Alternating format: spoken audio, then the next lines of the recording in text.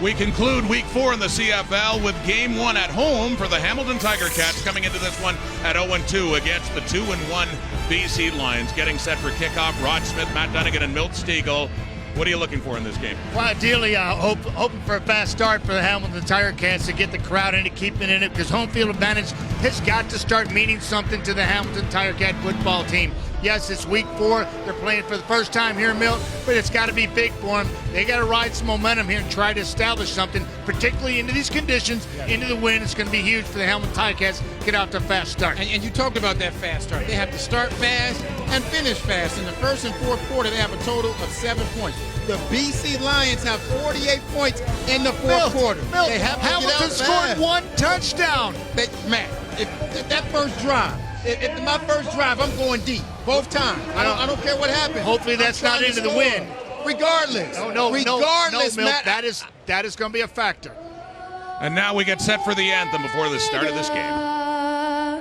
Our home and native land, true patriot love, in all thy sons command, with glowing hearts we see thee rise, the true north, strong and free, from far and wide, oh Canada, we stand on guard for thee. God keep our land glorious and free. Oh, Canada, we stand on guard for thee. Oh, Canada, we stand on guard for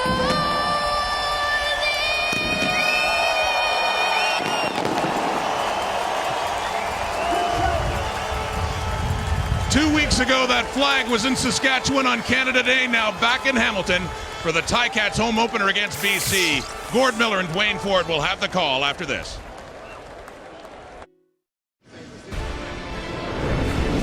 Brianna Cameron of Port Moody, BC. You can win a $25,000 home theater package from Visions Electronics if a kickoff's returned for a touchdown in this game, thanks to Safeway Sobeys' $1 million touchdown to win promotion. And if it happens a second time, you can also win $1 million. Good luck, Brianna. Let's go up to Gord and Dwayne. All right, thank you, Rod. Good evening and welcome to Hamilton on a beautiful Saturday night. Week 4 wraps up as the Ticats play their home opener against the BC Lions team that for the first time in franchise history is playing 3 successive road games in the Eastern time zone. Well, and tonight's matchup, I think, features a battle between a couple of X factors. Brandon Banks, of course, for the Hamilton Tiger Cats. 17 times he's touched the ball this season. 11 of those have been on kickoff returns. Not really the distribution the Ticats are looking for. They've got to find a way to get him involved. And the equally electric Chris Rainey for the BC Lions. There you see the numbers, 321 total yards this season. He has far more touches, 14 touches on offense than does Brandon Banks. Ticats won the toss, defer to the second half. They'll receive here as Ty Long kicks off into a pretty stiff wind here in Hamilton. Brandon Banks from the 15-yard line trips back up, but he's knocked out of the 19-yard line. The tackle made by Adrian Clark. And Zach Calaros and the Hamilton Ticat offense go to work. They do not have a first quarter first down yet this season. The key for them is obvious. It's been talked about all week. As you just said, desperate to get a good start one way or another. We just heard Milt Stegall talk about coming out on the first series and aggressively trying to push the ball down the field. That's been a challenge for the Ticats. As for that to happen, they've got to protect Calaros. They've got to give him time. First down for the 20-yard line. And a play fake. The pass is incomplete. Trying to swing it out there for Junior Collins. Surrounding Zach Collaros offensively. A couple changes in that lineup in the receiving core. Jalen Saunders makes his second start. He was a favorite target of Collaros last week in Saskatchewan, but the changes come on the offensive line. Lamar Holmes, the former NFLer, gets the start at right tackle. Second and long. This has been a problem area for the Ticats as well. Their conversion rate on second and long, the worst in the league. Collaros swings it out. The pass is caught. And Collins fights his way across the 35-yard line to the 38. And there's the first quarter first down for the Ticats this season. In their first 2 games, 14 plays for a total of negative 5 yards. Very positive start for them. You had to worry a little bit after the missed opportunity on first down, left them in that second and long situation, but a nice second effort by Junior Collins moves the sticks.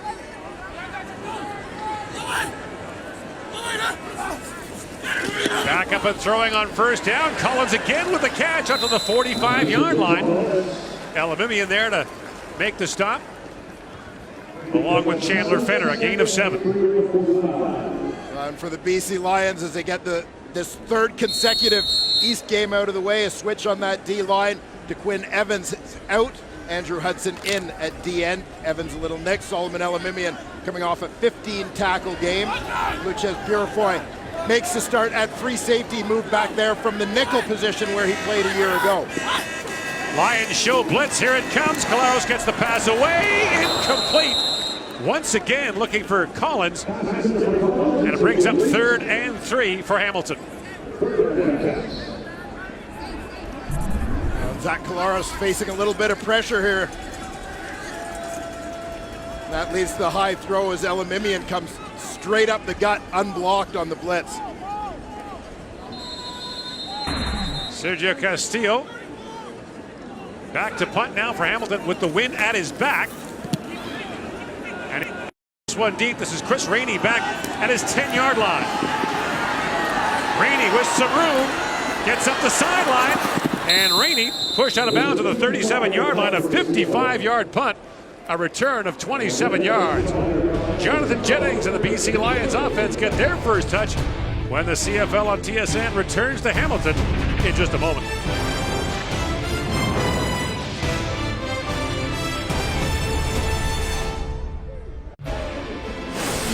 The CFL on TSN is brought to you by the Nissan Titan, official vehicle of the CFL. So the BC Lions spent 10 days in Eastern Canada in between games in Toronto and Montreal, then flew home and flew back here on Thursday night to play their 3rd straight in the East. And they start here at their own 38-yard line. Jonathan Jennings back to throws, looking over the top. He's got Manny Arsenault, and Arsenault fighting for the football, but it's picked up. Intercepted by Hamilton's Richard Leonard. And the first touch of the game for BC is a Hamilton interception. And as they frequently are, this interception is the result of pressure. Jonathan Jennings is getting absolutely blasted as he throws this football. Ends up coming up short. Richard Leonard with good position, inside position on Manny Arsenault, goes up and gets it with the receiver boxed out. Richard Leonard with an interception return for a touchdown against Toronto. Has his 2nd of the year, and the Ticats have the ball back at their own 39-yard line.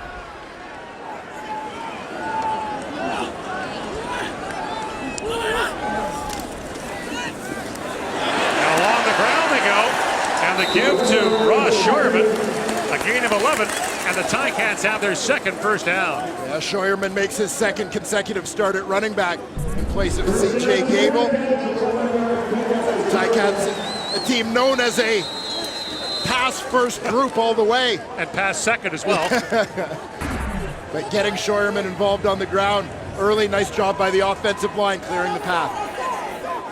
Hamilton just 17 running plays in the first 2 games of the season. Now Collaros swings it out. He's got Brandon Banks, and Banks moves up the sideline, thrown down hard at the end of that play by BC's Anthony Thompson. It's a gain of 9. crowd on the far side, the east side stands, didn't like that. Well, this is what I alluded to in the opening with regard to Brandon Banks and the need to get him involved in the game, whether it's a big play on special teams, getting some stops on defense so you can get him the ball more on punt returns, or getting him involved offensively. Got a limited number of game breakers and limited experience offensively. They need to lean on Banks a little more. 2nd and 1 from the 51-yard line. Scheuerman passes outside. He's got a first down and more inside the 40.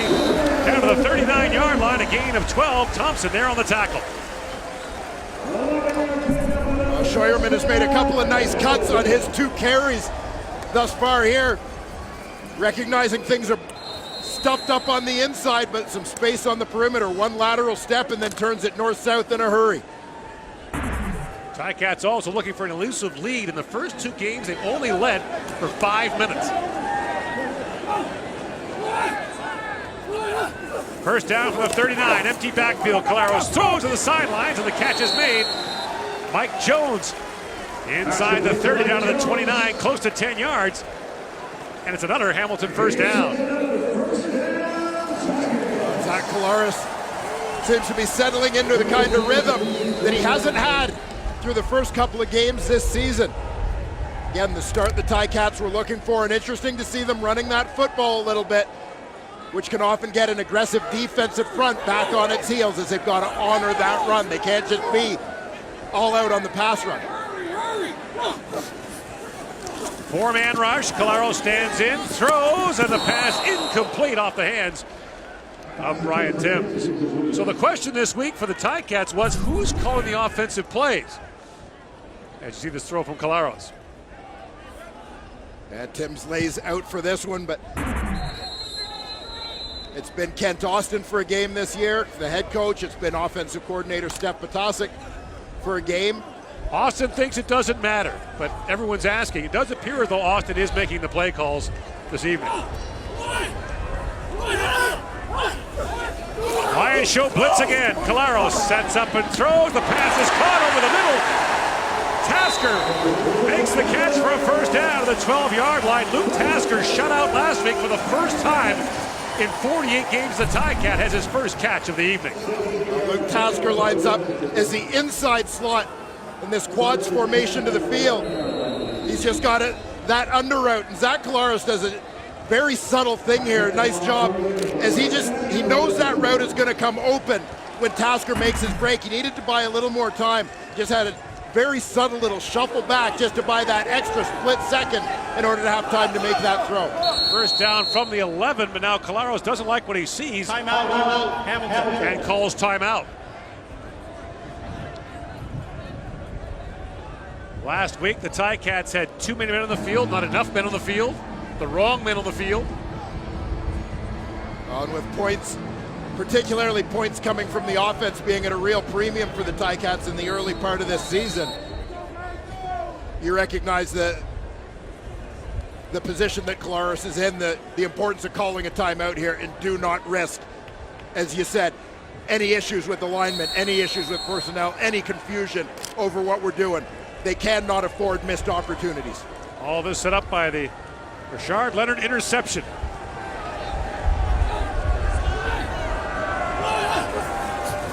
Caleros under pressure, throws to the goal line, catch is made by Tasker. The officials conferring, and they will call it a catch at the 1-yard line. Tasker juggled the football and is very close to a Hamilton first down. Yeah, depending on the spot here, they needed to get to the 1 for that first down.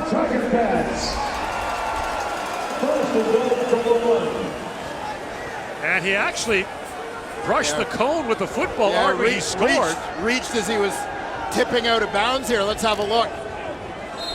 It looked like the right foot touched that white stripe just before he was able to reach. Jeremiah Mazzoli comes on with a short yardage offense, empty backfield. And Mazzoli fighting, Elimimian steps into him. And he's thrown back for no gain. Also in there for BC, Tony Burnett. Well, Solomon Elimimian as usual. right in the middle of that BC Lions defense.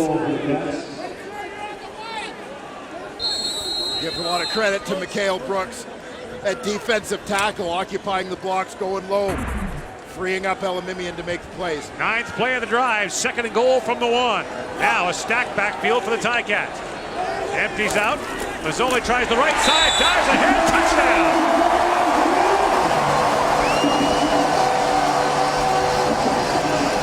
Ticats take advantage of the turnover, drive the ball down the field, and get their 2nd offensive touchdown of the season. One of the points that I'll make regarding the Hamilton Tiger Cats, and again, this coming off a turnover, an interception, just the Ticats' 2nd defensive turnover created this year. The first one last week, Justin Rogers returned it himself for points. Here, the offense gets the job done after the Richard Leonard interception. That absence of turnovers, when you talk about the defensive struggles relating to the offense, complementary football, here you see it. Create some chances, create some points. Castillo for the point after. It is good. And the Hamilton Ticats' first quarter struggles appear to be behind them. They take advantage of the turnover, drive the ball. 9 plays, 71 yards, capped off by Jeremiah Mazzoli with a touchdown. And the Ticats have the early lead here in Hamilton.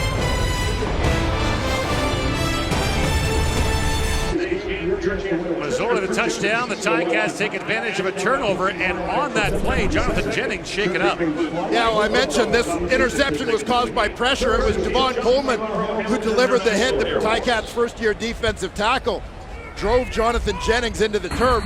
You saw him kind of getting up, testing that right shoulder, his throwing arm a little bit. We now see Travis Lulay, Lions backup quarterback, veteran, former CFL MOP, warming up on the sidelines. Jeremiah Johnson on the kickoff return, dances up the sidelines, goes out of bounds at the 32-yard line. Let's join Matthew Chinetti with an update on Jonathan Jennings. Yeah, let's take it through everything, Gord. Right now, Jonathan Jennings went off on the sidelines on that Ticats scoring drive, and then Travis Lulay started warming up. But something to consider with Travis Lulay, if you look at his right hand, it's wrapped up around the thumb. He was having some issues with it pre-game and was kneading his thumb a bit while the game was getting underway. He did warm up. He's still looking at his thumb. But the Lions say that right now Jonathan Jennings is being evaluated, and they should have official word on his status soon, guys. Lulay has not yet thrown a pass this season for BC.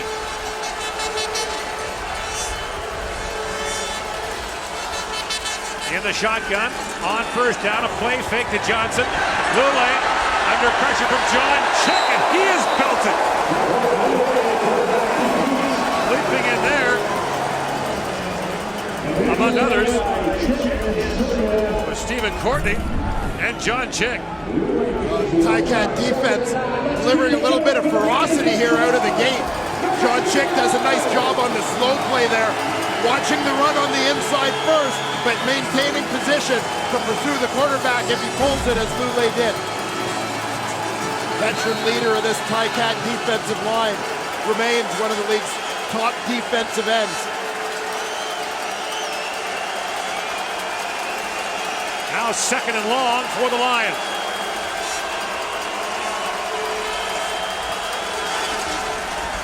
Lulay throwing over the top for Arsenault, and a flag comes down on the coverage by Hamilton. Multiple flags on the play. Looked like Khalid Wooten was early with the contact, as 3 flags were thrown. Yeah, Wooten had pretty good position, but just ran up on the receiver. Pass interference. Hamilton number 9. Major foul, roughing the passer. Hamilton number 7. 15-yard penalty, automatic, first down.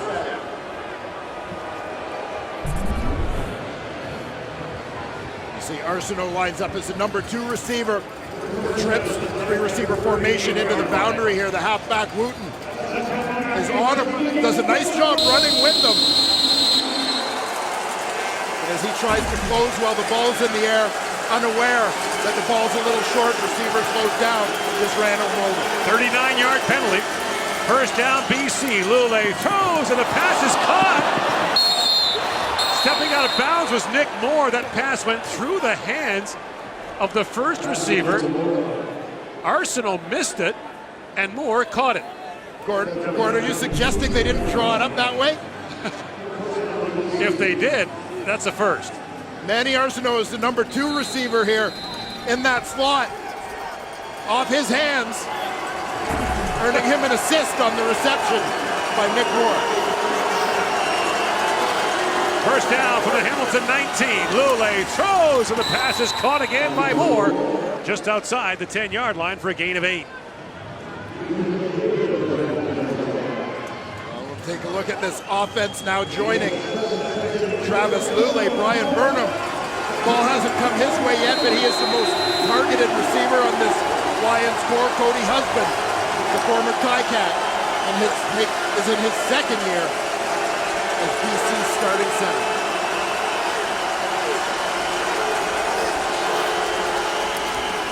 Play fake again. Lule swings it out. Shaq Johnson, touchdown! Shaq Johnson from nearby Brampton, Ontario, has his first CFL touchdown as Travis Lule comes off the bench and directs a touchdown drive for the BC Lions. You'll see Shaq Johnson goes right to left on your screen in motion, and you see the defender trying to chase him. They just use that motion, cross formation, to try and lose the defender in traffic. It works to perfection. The man in coverage was the halfback, number 19, Justin Rogers. Just lost track of Johnson with that cross formation movement. And the Lions will go for 2. Here comes the rush. Lule gets it away. It's picked up. And a chance to take it back the other way. On the run is Richard Leonard. Lule drives him back in and brings him down. The football's loose. Still loose. And finally the Lions get it back. That would have been 2 if Leonard had taken it back the other way. As a result, the Lions get a tackle from Travis Lule after his touchdown throw. An eventful first few minutes, replacing Jonathan Jennings. Shaq Johnson has his first CFL touchdown, but the Lions almost gave up a deuce on the 2-point try.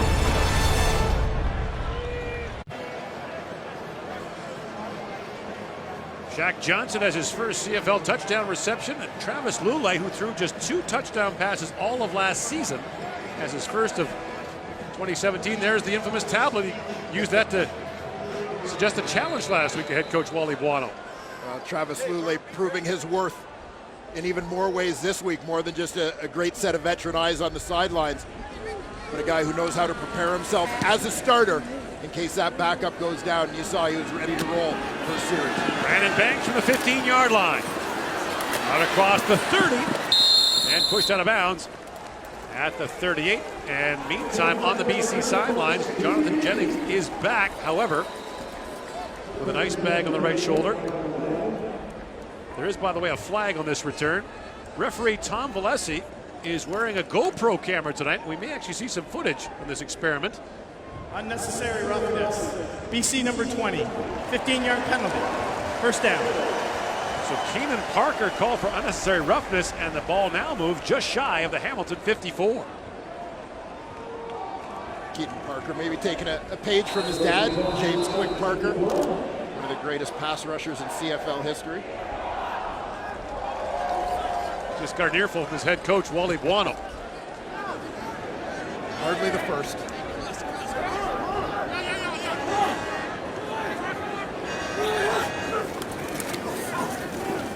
On first down, Scheuerman wrapped up right away and dropped there by BC's Mikal Brooks.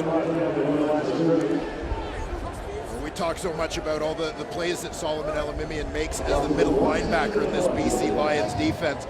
He's the first to credit the guys playing in front of him. Mikal Brooks, Bryant Turner at those defensive tackle spots. Those guys do such a terrific job occupying blockers to keep their middle linebacker clean. That's what allows him to range side to side, sideline to sideline. Loss of a yard in the play brings up 2nd and 11. Four-man rush. Colaros gets flushed and throws. The pass is caught by Scheuerman, but he's wrapped up right away. Limits the gain to 6 as he's tackled by Tony Burnett. Gain of 4 on the play, and the Ticats will have to punt. A nice series settling down by the BC Lions. It almost seemed as if they were caught off guard by the Hamilton Tiger Cats coming out with a couple runs early in this football game. Ticats had some nice gains with Scheuerman carrying the rock.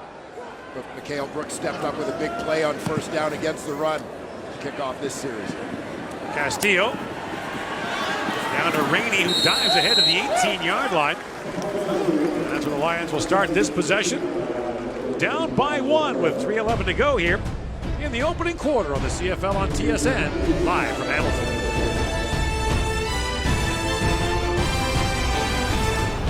Jonathan Jennings on the sidelines for BC. Here's Matthew Chinetti with an update. Yeah, let's take you through the timeline, Gord. So Jennings gets injured on that first series, goes to BC's locker room. They evaluate that right shoulder.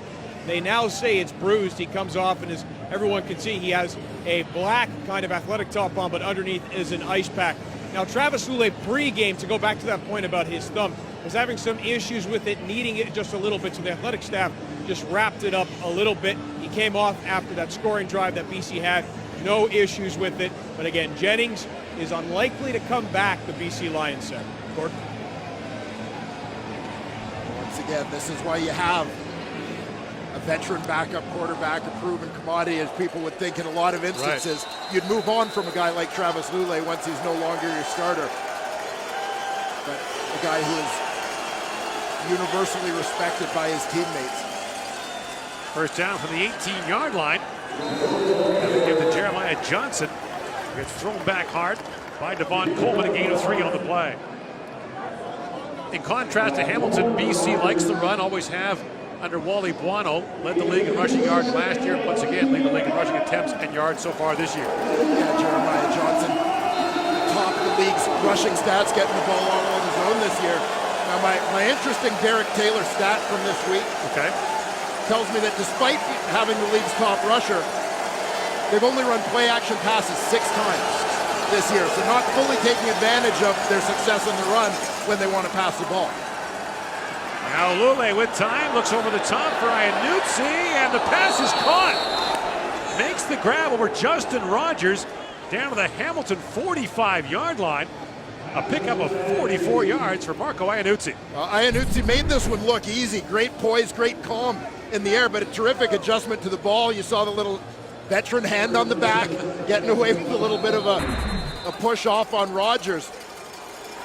But great concentration staying with that one. After the 44-yard pickup, Lulay back to throw again, fires, and the pass is caught by Iannuzzi again. Lost the football, bouncing loose. The Ticats indicate they have it. And the officials trying to untangle this pile. And it is Hamilton football, a second turnover by the BC Lions. And coming up with once again is Richard Leonard, who's been all over the football so far tonight. Well, Marco Iannuzzi moves into the slot on this one. Just a quick hitter. He's going to slant underneath Brian Burnham here. As the defenders converge, Keon Lynn making his first start at the nickel linebacker spot. There's a man in on the tackle as that one squirts loose. So Leonard with a couple of interceptions and a fumble recovery so far tonight. He had the interception on the 2-point convert try and on Jonathan Jennings' only pass of the game. The one on the 2-point convert, by the way, is not a turnover. No, it should be. You fix it. It's Randy Ambrosie's job. First down, Ticats from their 22-yard line. Scheuerman on the carry. First for the BC defense out across the 45 to the 46-yard line. Up man by Lucius Purifoy, a gain of 19 yards and another Hamilton first down. Right about now, the Hamilton Tiger Cats offensive line is probably asking themselves, why don't we run the ball more? Great job getting up to second level. Brandon Revenberg, the left guard, gets to Solomon Elamimian. If you can do that, take the 100 tackle a year guy out of the mix, you've got a pretty good chance of turning it into a positive play.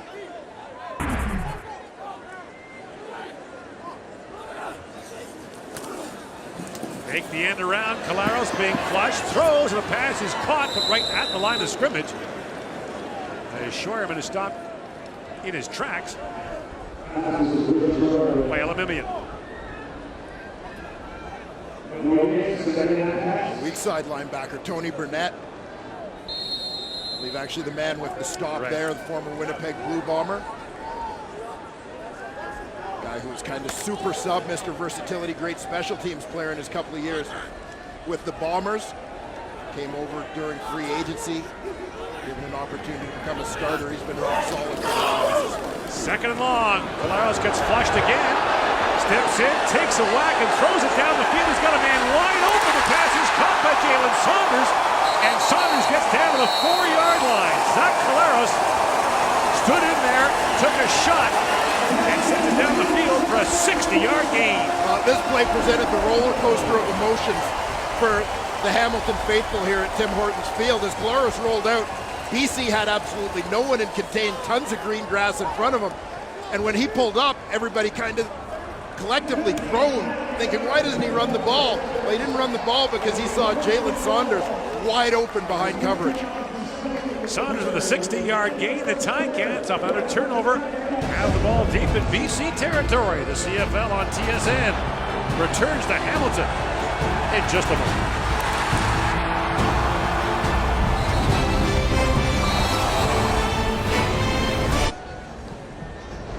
Back here in Hamilton, the numbers through the opening 15 minutes of play. The Ticats have forced 2 BC turnovers.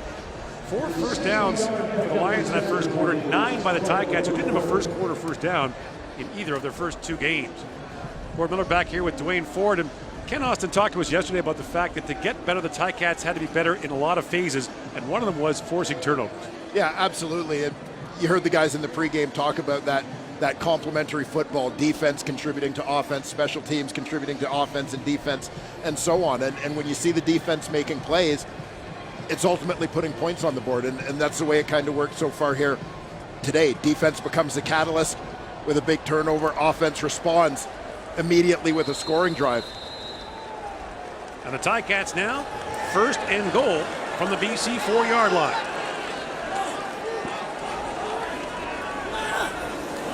Collaros has time, looks to Timms in the corner of the end zone, makes the catch but out of bounds. Ryan Timms says he has it, but the official on the end line says he was out, brings up second down. Yeah, defender basically ran him out of space on this one. Collaros put the ball in the only place he could. This is a matchup on the right side of your screen. TJ Lee versus Brian Timms. And that bobble cost him. Scheuerman, the lone back in the backfield for Collaros.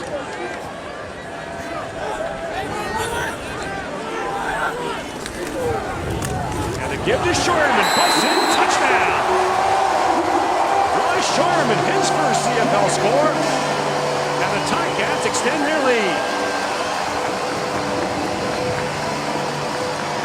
Ticats keeping their faith in that run game, and Scheuerman and the offensive line have delivered in a huge way so far here tonight.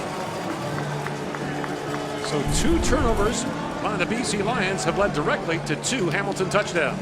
Now watch the work of the right side of the offensive line. Bombin to second level off the double team.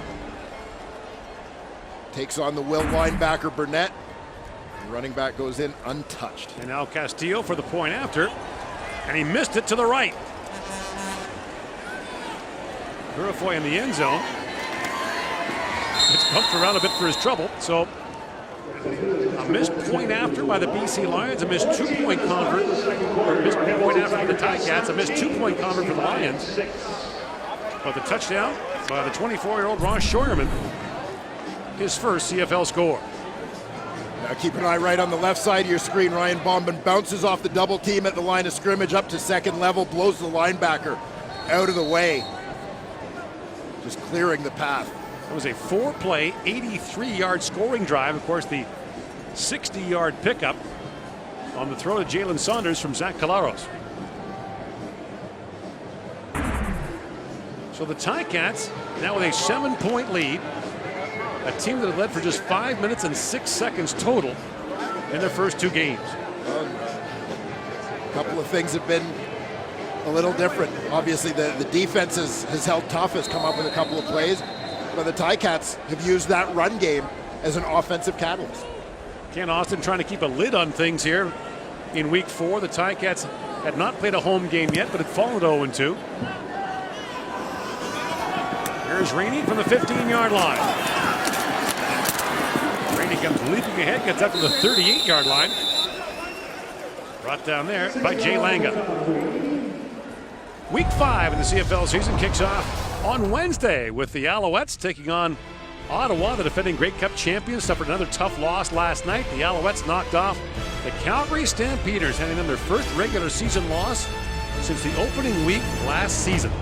Well, Ernest Jackson, the East Division MOP with Ottawa a year ago, makes his homecoming, makes his return on something of a high note after his best performance as an Alouette versus Calgary. First down Lions from their 39-yard line. Travis Lulay at the controls. Play fake. Lulay gets flushed out. Gets away from the first pressure from Chick, and now Lulay will step out of bounds at the 41-yard line. A gain of 2. Well, this is something I thought Travis Lulay did as well or better than any quarterback in the league during his time as the Lions starter, was threaten the edges off the bootleg. Here you're going to see the run fake, and then just that ability to threaten, contain, get to the edge, force the defense to defend sideline to sideline. Is he going to run? Is he going to throw the ball? BC converted 2nd and long at a 67% rate last week. The Ticats have allowed the opposition to convert 2nd and long more than any other team in the league so far. Now Lulay, lots of time, steps up, trying to find someone and finally gets dropped as he is sacked by Justin Capicani, and the Lions will have to punt. I'll call that one a coverage sack. As the Ticats' young secondary gets it done. Justin Capicani, number 94 in at defensive end. Just keeps working. It's not a matter of him blowing by the offensive lineman, but him recognizing what the lineman can't see, that quarterback is on the move. He's no longer at what they thought was the launch point. Ty Long, with the wind at his back, sends a tumbling punt to Banks at the 30-yard line. Banks beats the first man and gets out to the 39-yard line as the tackle is made by Tony Burnett. A 43-yard punt, a 9-yard return. Zach Caleros and the Ticats playing their 2017 home opener have the lead on the BC Lions on the CFL on TSN, live from Hamilton.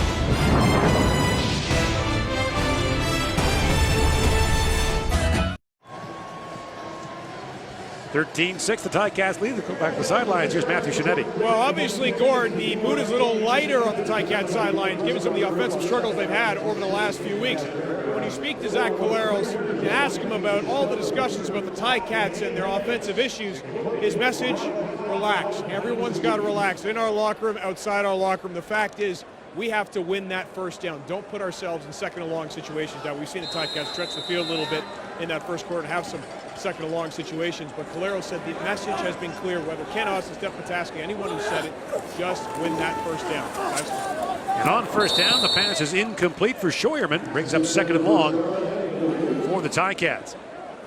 The issue for Hamilton through the first 2 games, Dwayne, was 2nd and long, both for them and against them. They were giving up far too many 2nd down conversions. Last week, Saskatchewan converted 14 of them, including a 2nd and 18.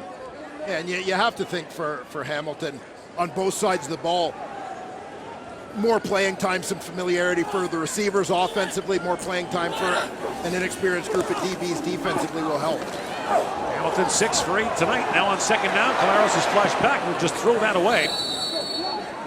And the Ticats will have to punt.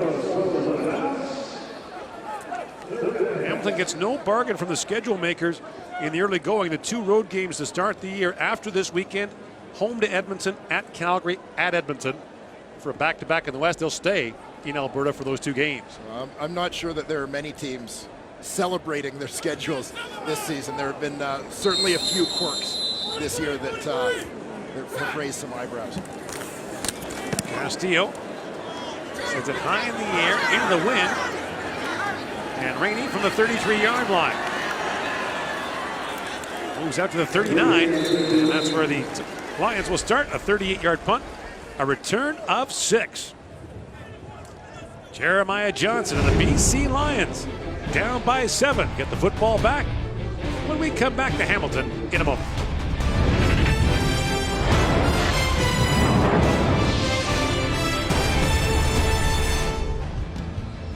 Coming at halftime, the GMC professional grade playbook. Henry Burris on creating space for your receivers. I'm going to need to see a resume on this Burris guy. Really? You're not buying? I'm not. Yeah, what's he done? What's he done in this league?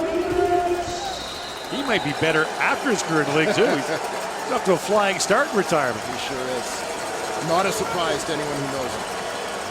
First down Lions from the 39-yard line. And the first down carry for BC as Rainey gets the ball and picks up a couple. Simone Lawrence was nicked up a little bit last week in Saskatchewan, missed a bit of time in that ball game, but a sigh of relief. Certainly for the Ticats coaching staff, team, and of course their fans to have number 21 in that lineup. Mark with a gain of 4 out to the 43-yard line.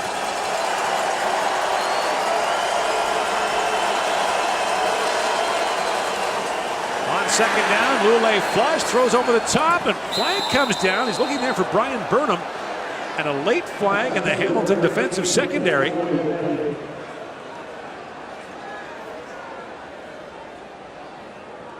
And here's Tom Valesi with the call. Pass interference.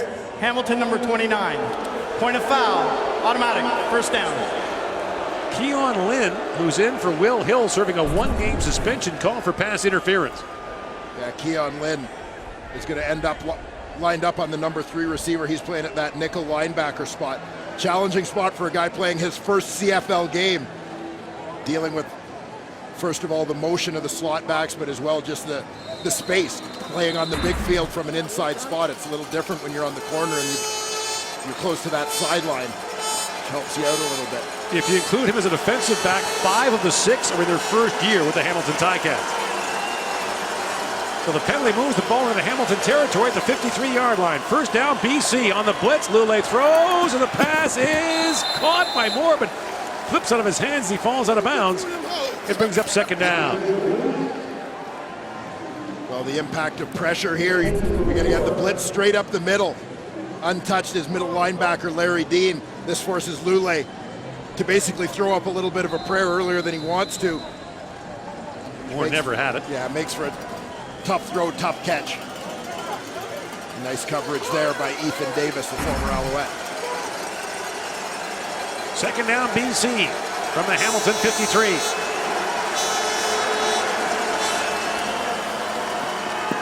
Lule flushed again. A flag comes down. Lule throws underneath, and the pass is caught by Rainey. Tripped up as he gets on the 35-yard line. Courtney Stevens makes the stop, an 18-yard gain that is likely coming back for holding. Holding. BC number 61. 10-yard penalty. Repeat second down. That's not exactly the discreet camera that Valesi is wearing, but we may see some footage from it later. Here you see David Foucault, former Montreal first-round pick acquired in the offseason in exchange for perennial all-star Javon Olafiore. So the penalty wipes out the 18-yard gain and pushes the Lions back to their 47-yard line for 2nd and 20.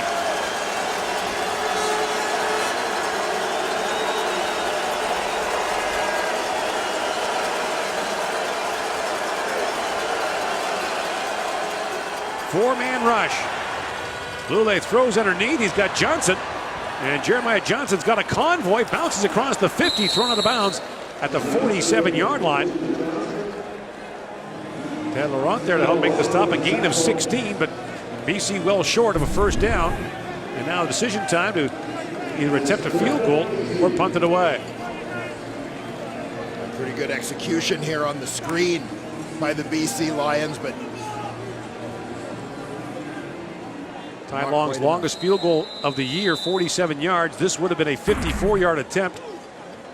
The wind really swirling now, somewhat in his face as he goes to punt the football now with 9 to go in the second quarter.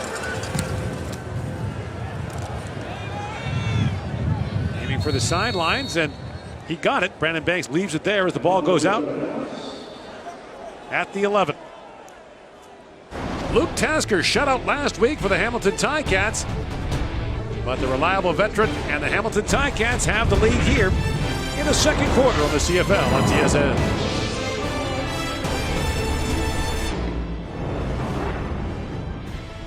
All right, we got this, let's go for the W, let's go. Yeah, my shoes came off. A lot more to come. Next installment of CFL Wired comes your way on Tuesday at 8 o'clock Eastern, 5 Pacific on TSN 2. Sorry, both your shoes came off? First down, Hamilton from the 13-yard line. Collaros throws for Junior Collins. The pass is incomplete. He bobbled it. And bearing down on him was Mika Abe.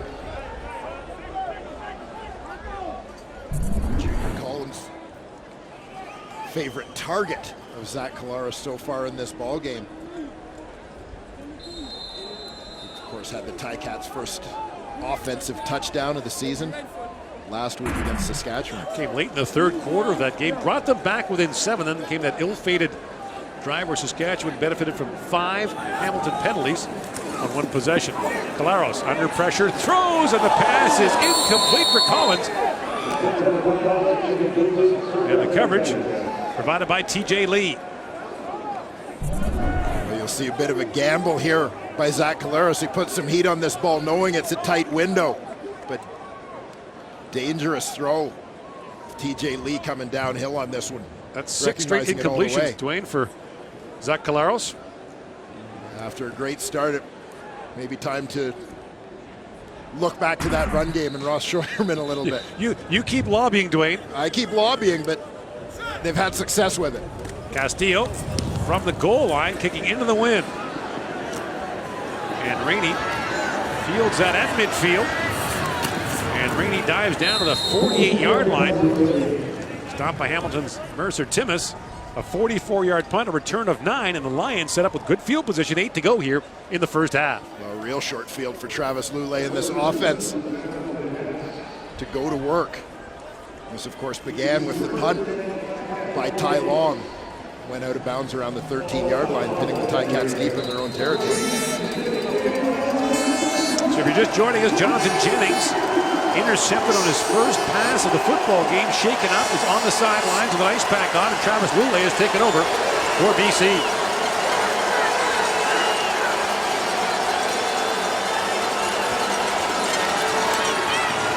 Lulay under pressure, and he is dropped. Sacked by Ted Laurent. Second sack of the game for the Ticats, and it moves the Lions back across midfield. Big Ted Laurent in the middle of that defensive line. And the key guys for the Hamilton Tiger Cats just blows through with an inside rip. We talked about that drive last week. Laurent, one of the guys who took a roughing the passer penalty that extended the drive for Saskatchewan and ultimately allowed the Riders to extend their lead. Loss of 6, second and 16 from midfield for the Lions. Corner blitz coming.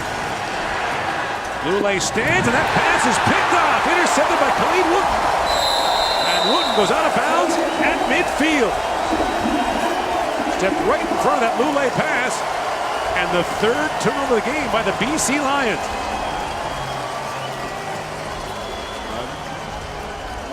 This just may be a matter of a guy who's now the backup quarterback not getting a lot of reps with this offensive group. It looked like a little miscommunication in terms of where Travis Lulay expected Brian Burnham to be. Burnham took it down the sideline. Lulay threw it as if he was maybe thinking a little more of a throw behind or a hook type route off that wheel. Larry Jones, the offensive coordinator for BC, grimaces as he watches, and now the Ticats take over their 54-yard line. Collaros throws, and the pass is caught by Junior Collins, who's brought down right away. Reeled in by BC's Chandler Fenner. Marking as a gain of 1. Today. Hey, Steeltown's coming back today. Hey, Mom, I love you. So 3 interceptions for the Hamilton Ticats in this football game in the first half. 4 if you count wanted a 2-point convert try. Yeah, this secondary that's been talked about so much with so many new faces, maybe starting to get their CFL legs under them a little bit here in week 4. 3-man rush. Colaros leans back and throws. The pass is caught by Tasker, but he's brought down right away. TJ Lee makes the stop. It'll be 3rd down now for the Ticats. Well, great response with a quick 2 and out there by the BC Lions defense following that turnover. Well, the wind is really swirling here tonight. There are times when it looks like it's moving from right to left, which it has been most of the night now, left to right as we look at it. So the wind for the moment at the back of Sergio Castillo. And he nails that kick. Iannuzzi down to the 5-yard line. A flag is down. And Iannuzzi buried at the 8-yard line. As Connor McGough gets down there and makes the stop pending the penalty.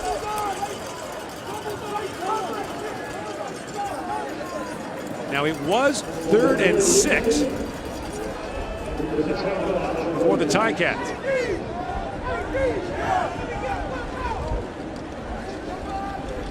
Here's though the penalty is against Hamilton.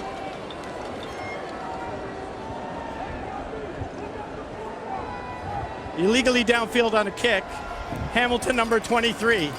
Will add 10 yards to the end of the kick. 1st down. We'll move from their 14-yard line out to the 24.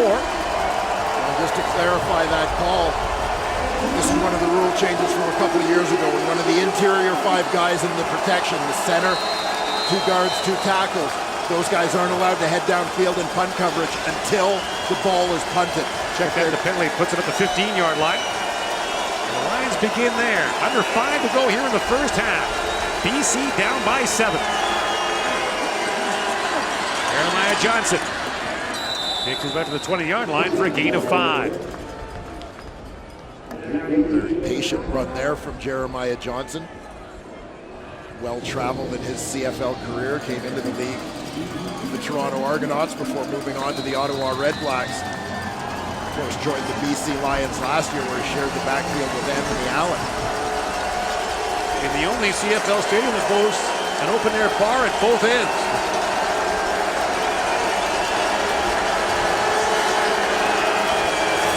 Blitz coming for Hamilton. Lule stands in, throws, and here is Rolly Lambala, the fullback, and Lambala out to the 34-yard line for a BC 1st down, a gain of 14. And that warms the heart of Dwayne Ford to see the big man run. You can never get the fullback too involved. Rolly Lambala, one of the longest serving members of the Lions, joined this team back in 2008. Primarily a blocker, but demonstrating he would at least like to get the ball in his hands a little more often. 1st down BC from the 34-yard line.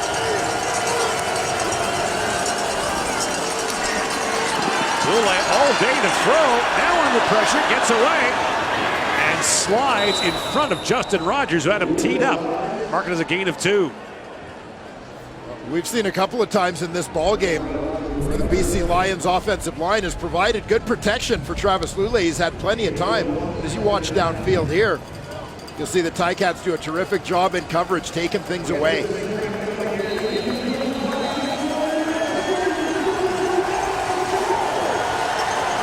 Now 2nd and 9 for the Lions.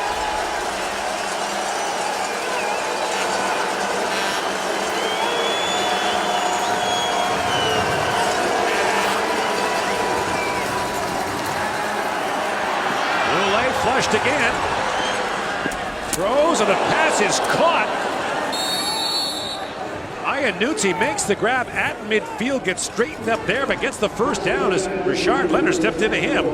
A gain of 19 on the play. We've reached the 3-minute warning in Hamilton. And the BC Lions are on the move, down by 7. As Marco Iannuzzi takes a shot to get a BC 1st down.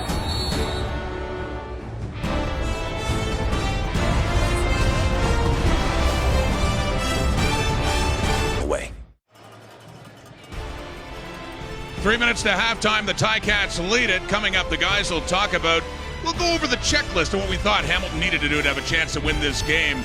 Much better defense, offense, even running the football as we send it back to Gordon Dwayne. Looking good, Matt. You look good. That's how he stays looking so young. No kidding. Eh? Yeah. The secret's out. I always ask them to draw someone else's face when they put it on. First down, BC from the Lions 54. Lule has all day, throws to the man wide open. Nick Moore makes the catch inside the 30 down to the 24-yard line. Mark him down to the 23 as Larry Dean, the middle linebacker, makes the stop, but not before Nick Moore has 33 yards. Now, when you watch, you're going to see the running back, Jeremiah Johnson, come out of the backfield. He's going to run just a little circle route underneath. The defense is going to converge on him, and that's ultimately what's going to allow Nick Moore to open up in behind. Watch, everybody comes down, closes on Johnson. Moore comes over top, wide open. Now on first down, and Jeremiah Johnson who dances out of bounds. And they'll mark him out at the 12-yard line. Good for another BC first down, a gain of 11. The Lions on the march here with a chance to tie the game late in the first half or take the lead, as Wally Buono does prefer the 2-point option for the most part. Well, they've had pretty good success with it over the last couple of seasons. Obviously doing the math, if you can stay above 50%, it usually ends up being worthwhile to try going for 2. First down from the 12, Lule throws, the pass is caught, and close to the goal line, but not quite in, is Manny Arsenault. Fights his way down. They'll mark him down at the 1-yard line. Be first and goal from there for BC. Again, the Lions go with that 4-receiver set to the field. Nick Moore holding up coverage on the inside, allowing Arsenault to make that breakout, and just sits down in space for a quick hitter. Arsenault led the league with 13 receiving touchdowns a year ago, still looking for his first of 2017. 9th play of the drive now. Lule stays in with a short yardage offense.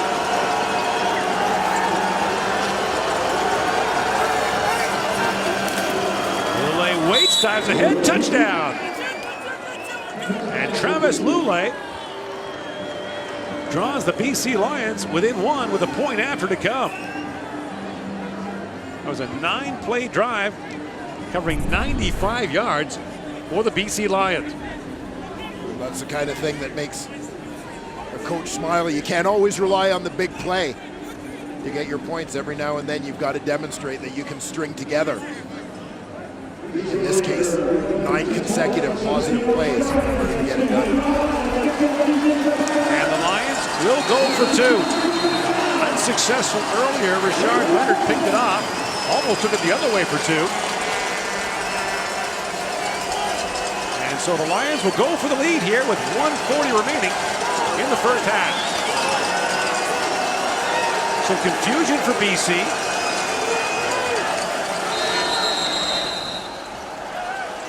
And Wally Buono has to call timeout. If a timeout, BC.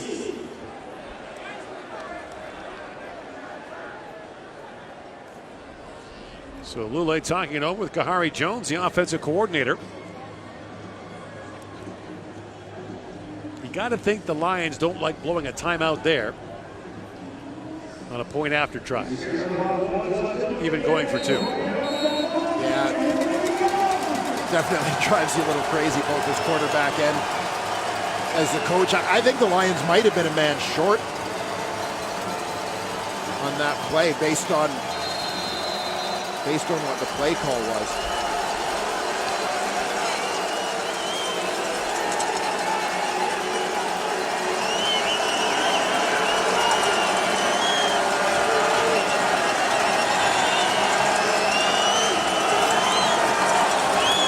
2-point conversion try. Lule to the end zone. It is caught.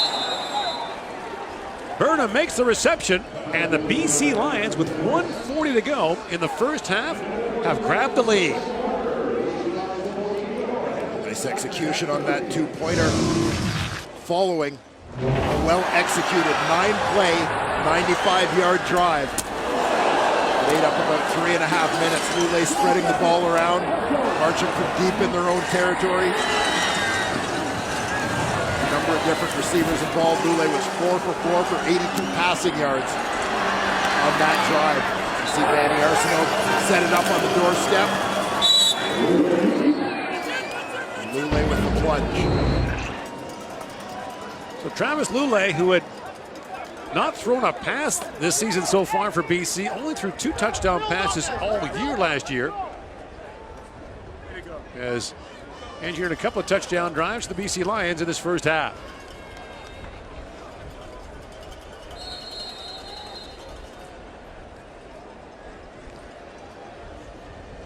So Ty Long to kick it off now,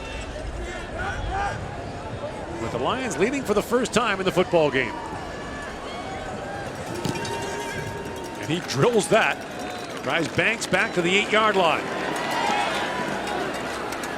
And Banks wrapped up very quickly. A great special team stop there by BC's Chandler Fenner. And so the Ticats will start just inside their own 20-yard line with 1:35 to go in the first half. See if Zach Collaros and the Tiger Cats can answer the challenge posted by the BC Lions with that last drive. They had 1 touchdown in 22 possessions in their first 2 games offensively. Scored 1 touchdown on special teams, 1 on defense, and 1 offensive touchdown. But they've been a lot crisper here tonight. It's nice balance. Always on the bright side. I think Kent Austin will be a little happier with this half of football. Now Collaros throwing, the pass is picked off. TJ Lee has it inside Hamilton territory. Lee is off and running.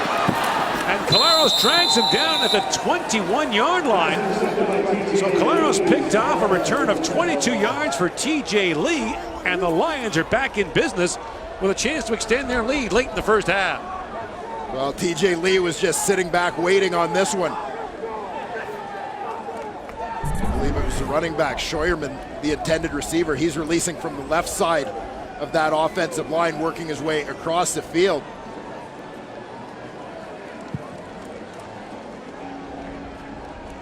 Huge block there by Anthony Thompson. Flattened Mike Jones. So now the ball at the Hamilton 21-yard line. First down, BC. First turnover of the game by the Ticats.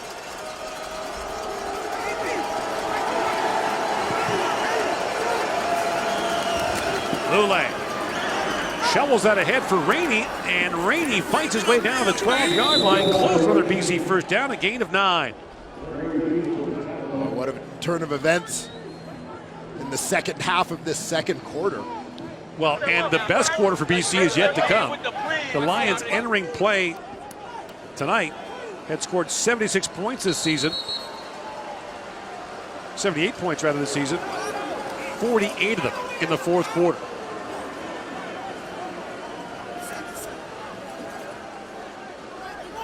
So second and short now for the Lions.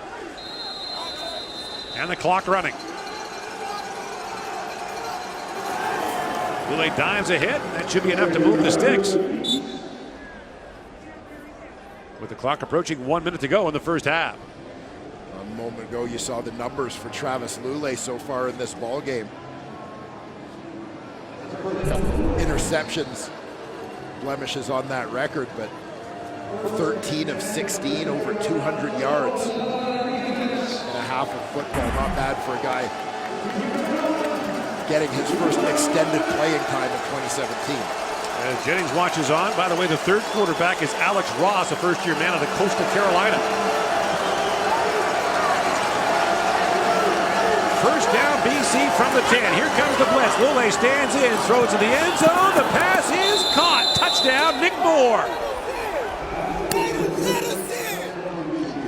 And a flag comes down after the touchdown scored, it appeared. It was a very late flag. Here's Tom Alessi with the call. After the touchdown, objectionable conduct, BC number 17. So Nick Moore is called for objectionable conduct after scoring. And Moore has his first touchdown catch of the season.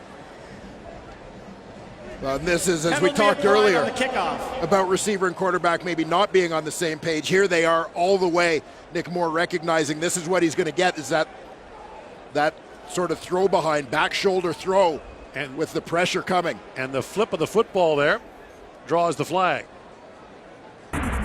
Perfectly placed football by Travis Lulay. And this is better luck than Nick Moore had when he scored a touchdown last year. Yeah, got hurt. Ended up missing the rest of the season. So, objectionable conduct is a small price to pay. It's all relative. Now Long with a point after try. Puts that through. And so the Lions now with an 8-point lead, 41 seconds to go in the first half. The interception by TJ Lee sets up the touchdown catch for Nick Moore. Returned to BC last year, as you mentioned, played just 4 games. Suffered a knee injury that ended his season. Well, this summer winter's coming. Join your favorite Hicks for an all-new season of ice fishing, snowmobiling, and bar fights. Leonard Kenny now streaming only on Crave TV. Start your 1-month trial at cravetv.ca. Let's see. Snowmobiling, fishing, and bar fights. Sounds like a TSN production meeting. Maybe with your hockey guys. That's right. You're much more genteel in football. I forgot about that. Much more civilized. So what a turn of events here in the last couple of moments. In the first half, the Lions only grabbed the lead, but now lead by 8. BC has scored 15 points in the last 59 seconds of the football game. And so the penalty applied in the kickoff sends Long back to his 25-yard line. Turnover is such a huge part of the story of this first half. So could Banks make something happen here in the dying seconds of the half? Finds his way through the middle of the field, gets out to the 40-yard line. That's where Collaros and the offense will have the football with 35 seconds to go in the opening half.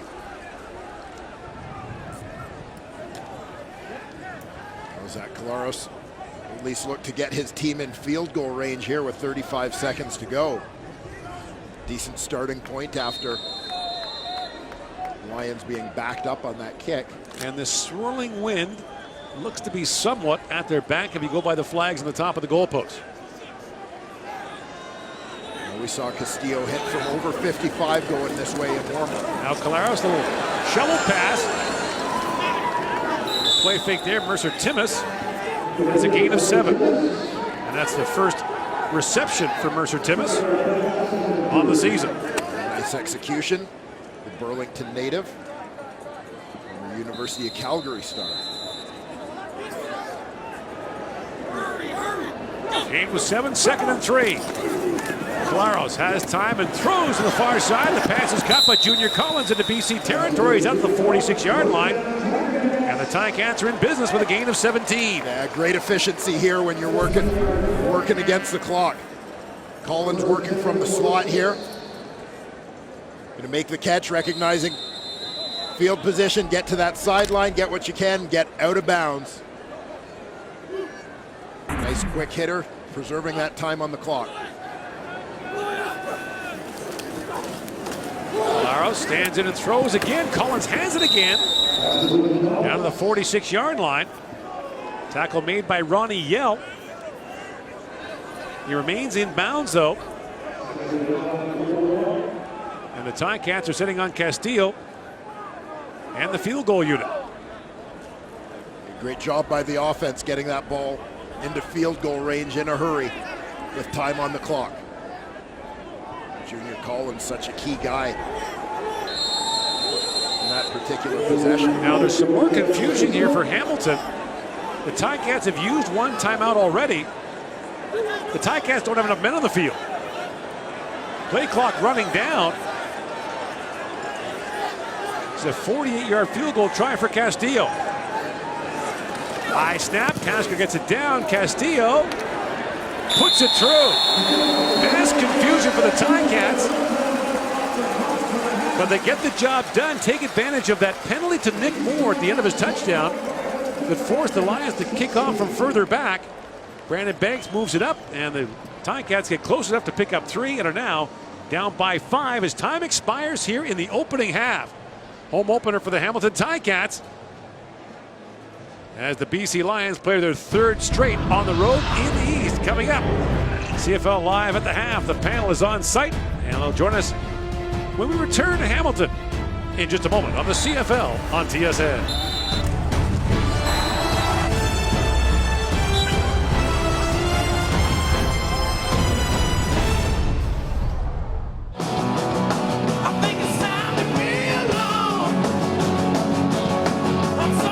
Some halftime entertainment at Tim Hortons Field in Hamilton after a pretty entertaining first half that now sees the BC Lions lead the hometown Tiger Cats at 21-16 after a 15-3 run in that second quarter. I welcome back at the half here at Tim Hortons, Rod Smith, Matt Dunnigan, and Milt Stegall. Well, we were planning to talk a lot about what the Ticats were doing right, and we will get to that, but the biggest story really, after an early injury to Jonathan Jennings, is the play of Travis Lulay. Despite throwing 2 interceptions, in other ways he's looking like the way he did in his prime. Yeah, and absolutely tremendous chemistry between him and his teammates.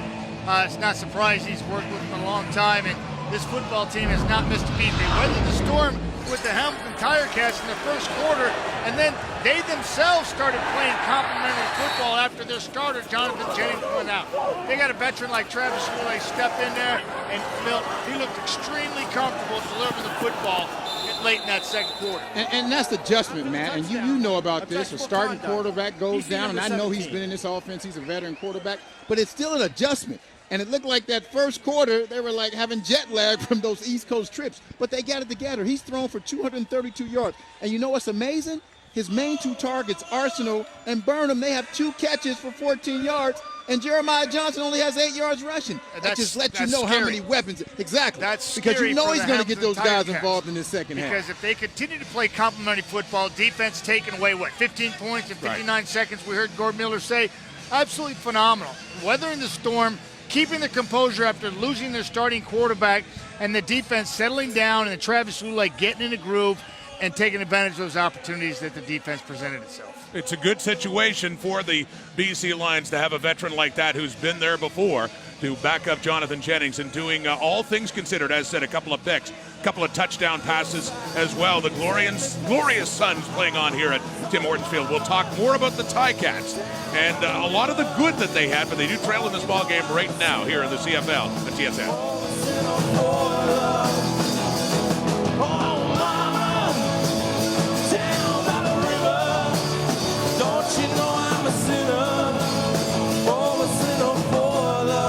Week 4 wraps up as the Ticats play their home opener. Jonathan Jennings back to throw, looking over the top. He's got Manny Arsenault, but it's picked up. And the first touch of the game for BC as a Hamilton interception. Jonathan Jennings is getting absolutely blasted as he throws this football. Claros gets flushed again. He's got a man wide open. The pass is caught by Jalen Saunders. Now Claros throwing, the pass is picked off. Lulay stands in, throws to the end zone. The pass is caught. Touchdown, Nick Moore.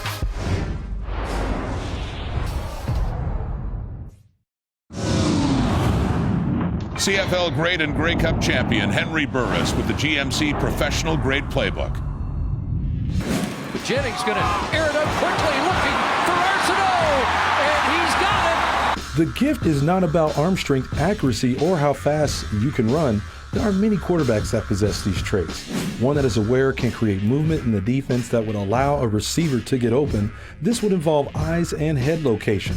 Well, the saying, you won't know what you can't see, is irrelevant for gifted quarterbacks. From looking off the free safety to a casual pump fake, a quarterback contains a number of ways they can move a defense to help get a receiver open. They have to be creative as a defense learns and remembers off of each movement. The term "don't go to the well one too many times" applies here. Quarterbacks like Bo Levi with ball pump fakes to the shoulder movement of Trevor Harris, each pivot in the league possesses the ability, and it can prove effective when used at the right time. Next week, when Montreal travels to Ottawa, we'll talk about defensive strategies on first down.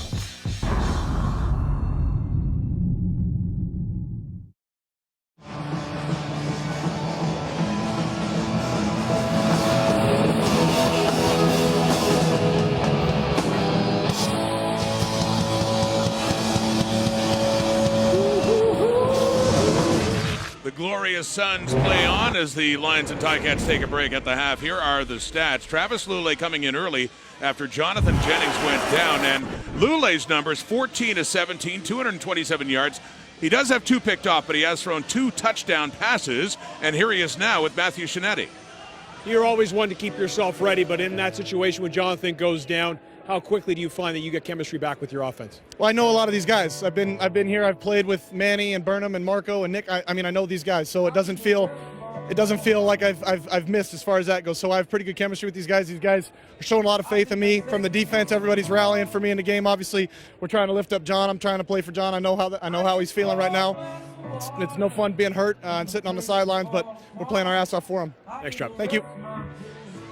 That is a big part of the story with the Lions leading, but certainly not the only one. The Ticats were in control of this game for a while, and in a manner early on, Milt, that we don't usually expect or associate with them, they were running the football for a while. Running the ball, the final frontier for these Hamilton Tiger Cats. And you think about it, in their first 2 games, they had a total of 43 yards rushing.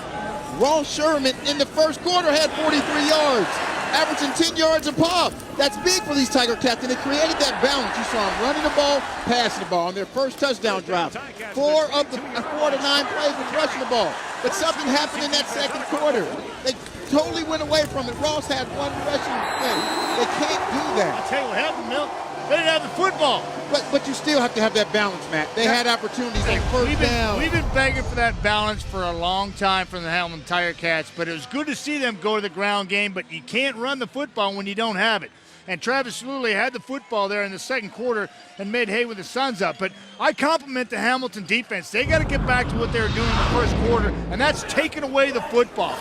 Hey, go back, forget the last 17 home games. Go back to the first 10 home games where they were 10-0 here.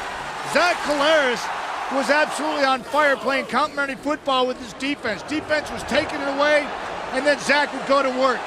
In fact, he's changed it quite a bit. His first year here, he averaged 4 carries a game. The second year, 2 carries a game. Third year, 1 carry, and now he's not even running the football. As we saw there on that clip, he had a lot of turf in front of him, and he doesn't want to take it, and he actually throws a bomb to Jalen Saunders, and it worked out for him. I love the aggressiveness, but they got to get back to complimentary football, Rod, like they were doing in the first quarter. And you talked about the turnovers, Matty. Rashard Leonard early on, the key interception, fumble recovery later on. They get points on that. They are down, but they are certainly in this game, down by 5, 21-16. The BC Lions leading. The Hamilton Tiger Cats were at the half, second half kickoff coming up. Yeah, Tim Hortons Field. Yeah.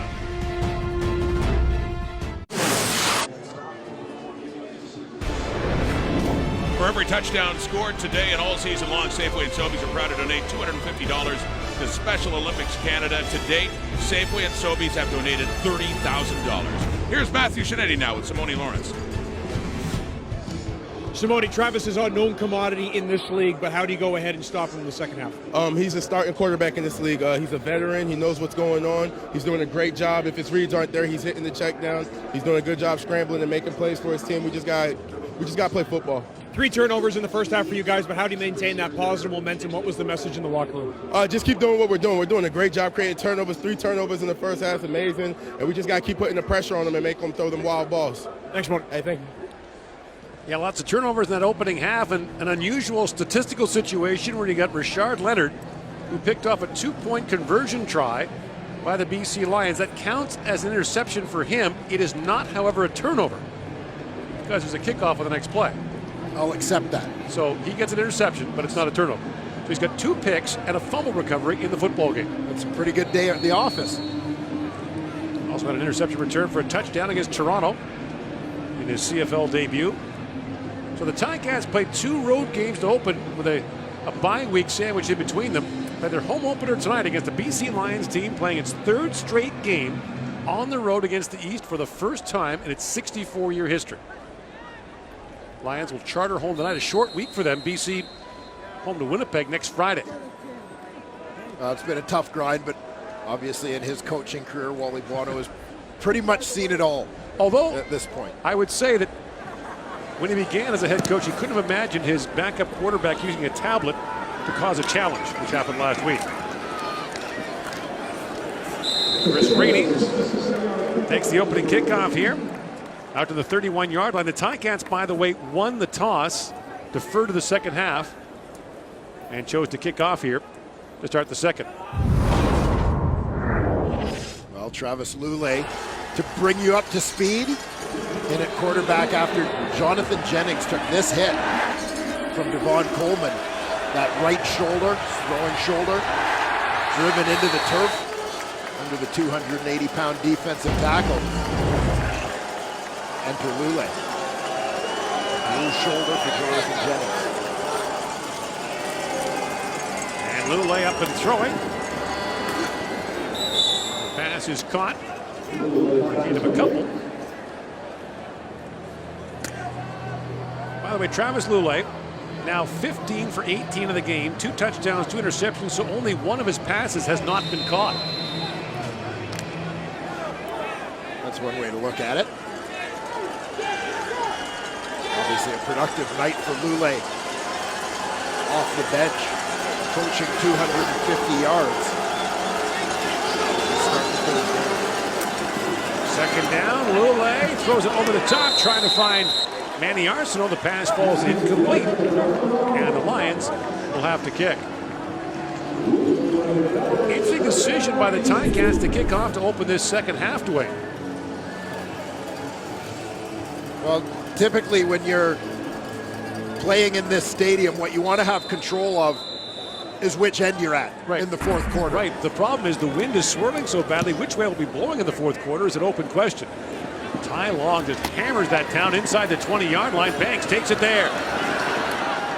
And Brandon Banks brought down by Rolly Lumbala, the veteran of the special teams tackle for the Lions, as Zach Calaros comes out for the Hamilton Ticats after a 55-yard punt and a return of 8.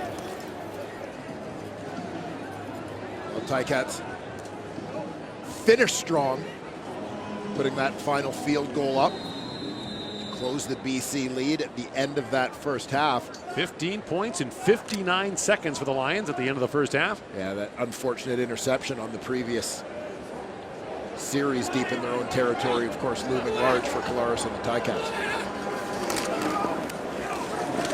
Scheuerman on the first down carry. You heard the guys talk about it at halftime. The emergence briefly of a Hamilton running game.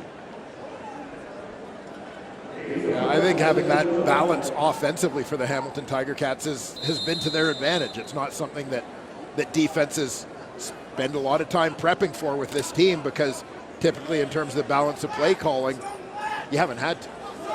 They have been the most unbalanced team the last couple of years in the Canadian Football League.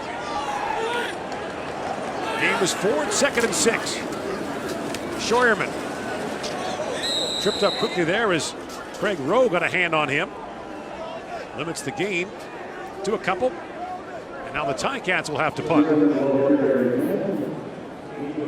Bit of a slow start after a furious finish to the opening 30 minutes. Ticats have lost 8 of their last 9 going back to last year, including the playoffs and that defeat.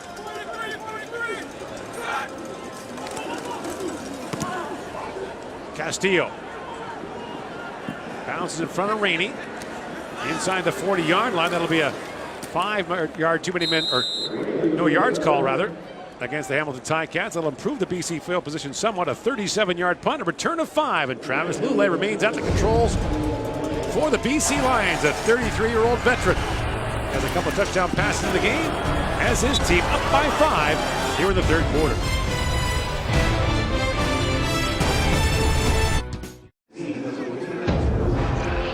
Ticats tonight honoring Dr. David Levy, their team doctor for the past 45 years. They've named the athletic therapy room here at the stadium in his honor. Think about how far athletic medicine has come since he started. As he was saying to us yesterday, when he began, a torn knee ligament was likely your career. Now he'll be back in 8 weeks. By the way, still practices medicine at McMaster, one of the leading schools in Canada for the study of athletic injury. First down, BC. Jeremiah Johnson with the carry, crosses midfield, gets down to the Hamilton 51-yard line.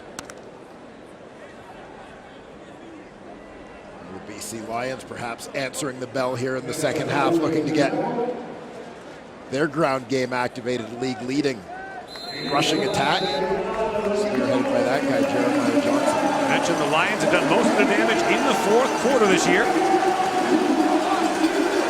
Game was 5. It's 2nd and 5.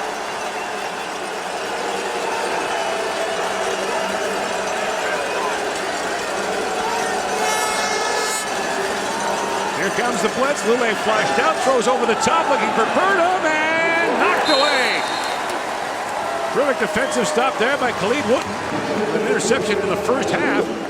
And that knockdown forces 3rd down for the BC Lions. Well, the Lions knew exactly what was coming here and knew that they might have a shot over the middle. By the way, the defensive line, the free safety, Courtney Stephen, moved out of the middle. He's on the opposite side of the field where Jeremiah Johnson went. They're just trying to take that deep shot when the pressure comes, but couldn't connect. Good coverage on the play. Ty Long hangs it up high. Banks at the 14-yard line. Crowd thought there should have been no yards. And Banks tiptoes up the sidelines, gets pushed out at the 29-yard line. Ticats with the football, down by 5. The CFL on TSN returns to Hamilton in a moment.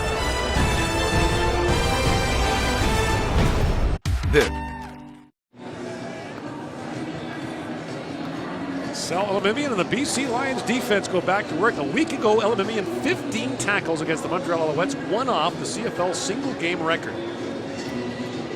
You mentioned that sometimes CFL stats can be a bit deceiving in that department, but not in his case. Here's Matthew Shinetti. You know, you talk about his production, Gord, and talking to Elimimian before the game when we did, he was saying that there's a lot of positive energy in the locker room because, as you were referencing earlier on in the game, this very long road trip that they've been on. They haven't been out east the whole time, mind you, but they've gone back to BC. But the fact is, Elimimian thinks that the positive energy has really come from the fact the whole locker room's come together now. I want to hear Dwayne's take on this, as well as Milton, Matt Dunnigan. The fact is, when you have a long road trip, Elimimian said just one night he brought everyone together and said, we're going out to dinner in Kingston.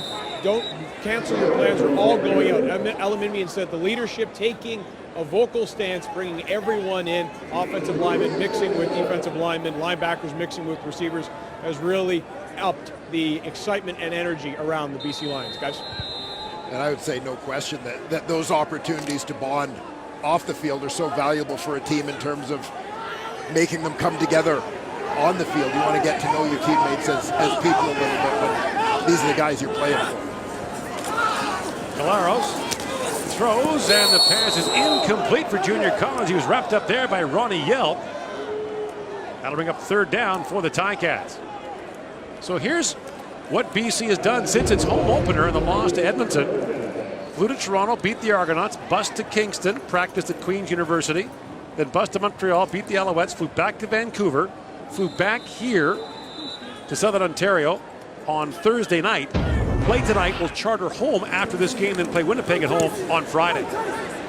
Castillo lifts it high in the air. Iannuzzi doesn't get much. A flag comes down late on the special teams tackle by Hamilton's Adrian Tracy. But there is a late flag on the play.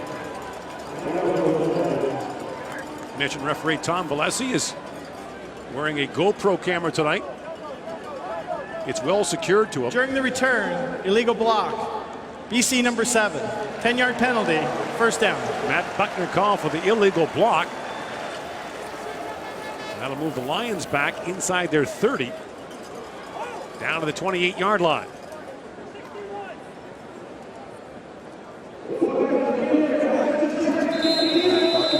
Ticat on the sidelines. And like he's questioning that flag, pleading innocence. 1st down Lions, leading by 5.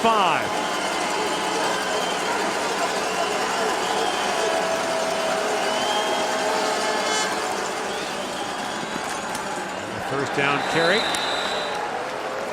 Jeremiah Johnson has his helmet come flying off. From that, Rainey with a carry, and Chris Rainey loses his bucket after a gain of a couple. Trying to get Rainey and kick returners into the offense, a major challenge for Canadian Football League teams. Trying to make sure they're fresh for the return game, which is important. Yeah, it's definitely about finding a balance and understanding where their greatest value is to your football team. And Rainey reins in the backfield on 2nd and 9. Here comes the blitz again. Lule stands in, throws, has a man. Nick Moore wide open. Moore makes the catch inside the 40. Moore is off and running and taken down to the 10-yard line. Finally pushed out there by Ethan Davis, but not before Nick Moore has a gain of 69 yards. Well, Nick Moore out wide to the bottom of your screen. You're going to see the corner sneaks up. Kind of caught peeking inside, almost lets Nick Moore go. Really puts it on the money, hitting his receiver in stride for a huge Lions gain. So the Lions now down to the Hamilton 12-yard line, 1st and 10. Moore 5 catches for 139 yards and a touchdown so far tonight.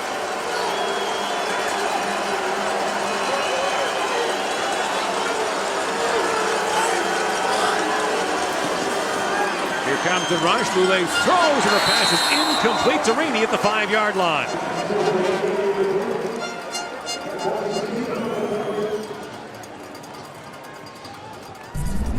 Lions emptying out the backfield here.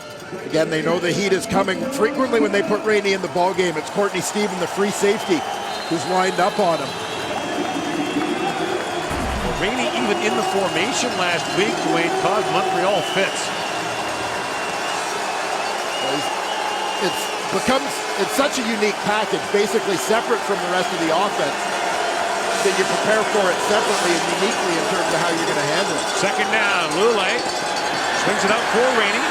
He's the first man. Rainey fighting for yardage, gets down to the 6. He'll be well short of a BC first down after a gain of 6. And the Lions will have to settle for a field goal try and a chance to extend their lead to 8. This time, as opposed to lining Rainey up in the slot and the free safety moving to cover him, it's the linebacker Larry Dean who's got to track him now when he lines up in the backfield. Again, this can be part of the confusion for defensive units in figuring out how they're going to handle Chris Rainey when he comes in on offense. So long on for the field goal. It's a 14-yard try.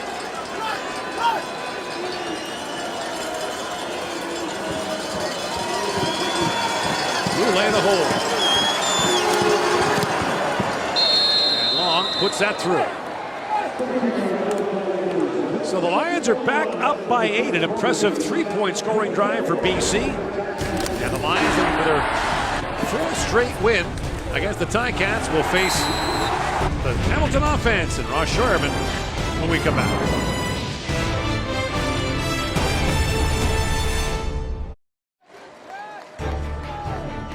Back here in Hamilton, get up early tomorrow and maybe see history. Roger Federer, Marin Cilic in the men's final at Wimbledon. Federer in the men's final for the 11th time in his career. The king of the grass. I was just thinking that those people did not look like a tennis crowd. Well, how do you know that? You're not wearing white? That would be your first giveaway at Wimbledon. And that's probably not Pims and Ginger they're drinking. Calaros got free and throws, and the pass is incomplete for Luke Tasker. Remarkable to think that last week marked the first time in 48 games as a Ticat that Luke Tasker did not catch a pass. Well, that just speaks to his consistency, for one, and obviously for two, the early season struggles of this Ticats offense getting in sync.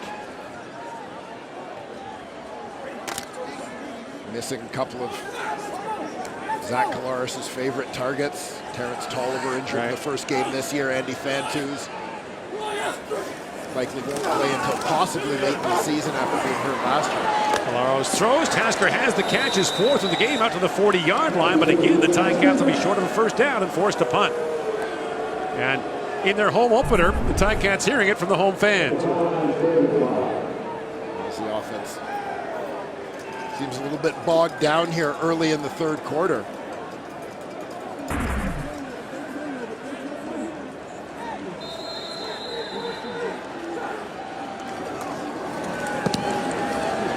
Castillo hoists that high in the air. Iannuzzi back at the 30-yard line. And Marco Iannuzzi leaps ahead to the 39, where the Lions will take over.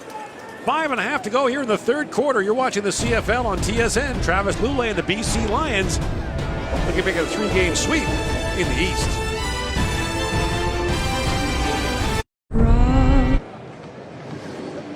There's the steam whistle here in Hamilton. Been relocated to the southwest end zone, I guess you'd call it. Bars at both ends of this field. And now, with the open seating, you don't have to be in your seat. You can watch the game from either end. A 360-degree view. Right in the middle of a neighborhood where the old Iverwood Stadium stood. Wouldn't want to deprive those fans who live across the street from a chance to make some money on parking. That's right. And there's Randy Ambrosi talking to Hamilton caretaker Bob Young. He prefers not to be called the owner. Yes. Well, he does own the thing, but when you own it, you get to be called what you want. He wants to be called the caretaker. When you own a lot of stuff, I guess you can be called whatever you want. Exactly. First down, BC from the Lions' 39-yard line. Roulet fires at Manny Arsenault, makes the catch up to the 45-yard line for a gain of 6. Arsenault, we mentioned, led the league in receiving touchdowns last year with 13, was named to the CFL All-Star team. It's been a slower start for him this year. I'm just mesmerized by the notion of Simone Lawrence making a tackle on Emmanuel Arsenault and imagining how many words were just exchanged as they got up. There you see, as people have their concerns about Manny's performance or his production thus far, you see the pace is essentially identical to what it was a year ago, for what turned out to be a career year for him. After the 6-yard gain, pass is caught by Shaq Johnson, and Johnson, who caught his first CFL touchdown pass earlier in this game, has a first down, a gain of 8. Shaq Johnson, drafted by the Lions last year, getting a much bigger opportunity this season with the retirement of Sean Gore. Played his draft year, played junior football for the London Beefeaters. Roulet fires, and the pass caught again, this time by Nick Moore. The Ticats are arguing the ball skipped, but they mark it as a first down to the Hamilton 45-yard line. And BC going to the hurry up here. Yeah, changing up the pace a little bit on the Ticats. Jeremiah Johnson with a carry. Big hole for Johnson. A first down and more inside the 30. And finally tossed out of bounds at the 23-yard line.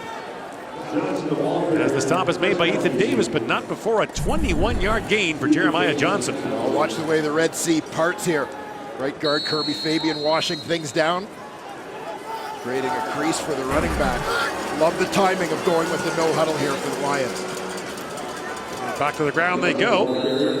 With Hamilton's offense struggling here in the third quarter, they've had a number of 2-and-outs, which means the Hamilton defense isn't getting much of a break. Jeremiah Johnson, another gain of 8 there, Wayne. And the Lions once again on the mark. Number 15 points in 59 seconds at the end of the first half. Now 2nd and 3.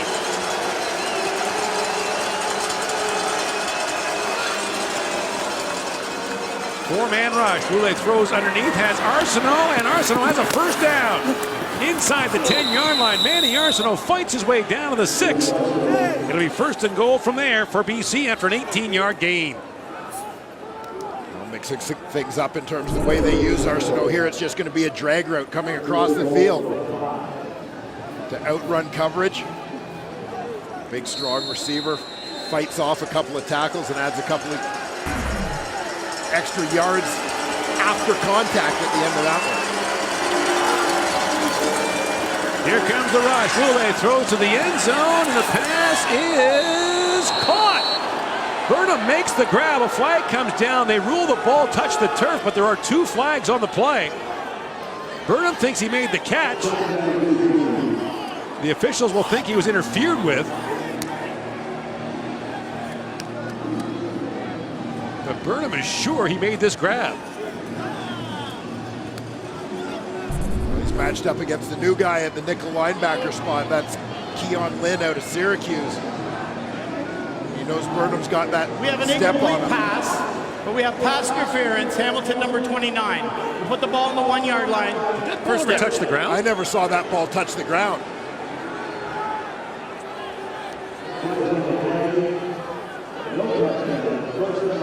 I don't don't That's think it a did. catch. That's a touchdown. Now, absolutely a touchdown. Now, Wally Buono is waiting for the answer from Kahari Jones. Buono has the challenge flag out, and he will challenge and say this is a touchdown catch by Burnham. Yeah, as he should. Don't, even though they're giving you the ball on the one, you may think, we'll just go for it, but lots of things can go wrong from the 1 yard line. Absolutely, he caught the ball, take the touchdown.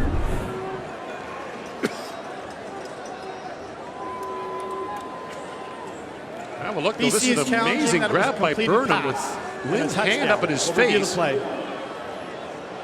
That ball never touched the ground. Well, you know, I had a conversation with Brian Burnham yesterday about how he just has this knack for making the tough catches. Falling back, one hand. With a guy's hand in your face. And he knew right away. Yeah, no doubt at all about this one. But Brian Burnham said, you know, I mean, this thing about making sure he catches the ball, this goes back to his high school days. He said, we played a wing T offense where I was the only receiver. We'd run the ball all the time. He said, when you know the ball is only coming your way maybe 3 times a game, you make sure you catch it. Here's the ruling. After review, we have a completed pass and a touchdown. So Burnham has his first touchdown reception of the year. And a pretty one at that. And Travis Lulay engineers another scoring march for the BC Lions. 7 plays, 71 yards.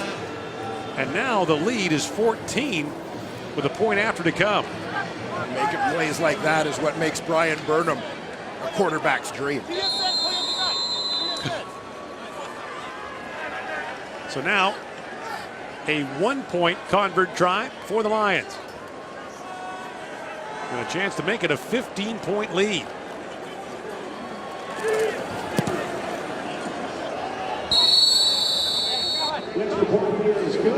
So Travis Lulay, a surprise entrant of this football game when Jonathan Jennings got hurt early on. Engineers another scoring drive with a highlight reel catch at the end of it. These guys clipped each other's feet in the middle of the route. He's stumbling, falling for about the last 10 steps he takes. But just stays with the football, gets that left hand underneath it, keeps it off the turf. It was 13-6 Hamilton at one point. Now 31-16 in favor of BC. Lions saw Calgary lose last night. Edmonton win again.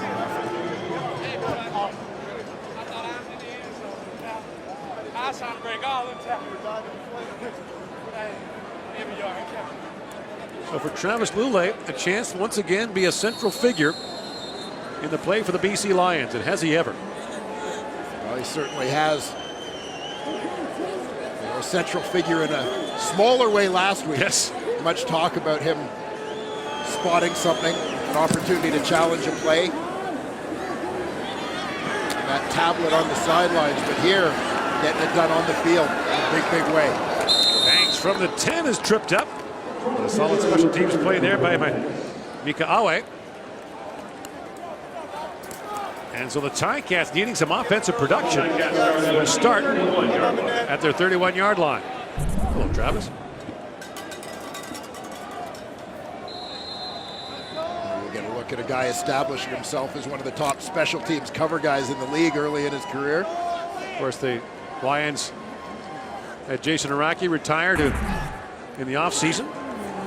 Special teams dynamo for years for the Lions. Now Colaros under pressure, throws, and the pass is caught by Tasker.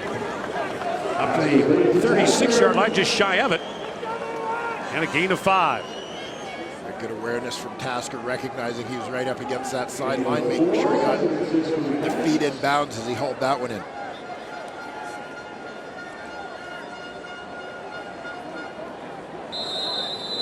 As well as leading on Tasker, we've seen Zach Colaros look to Junior Collins a lot.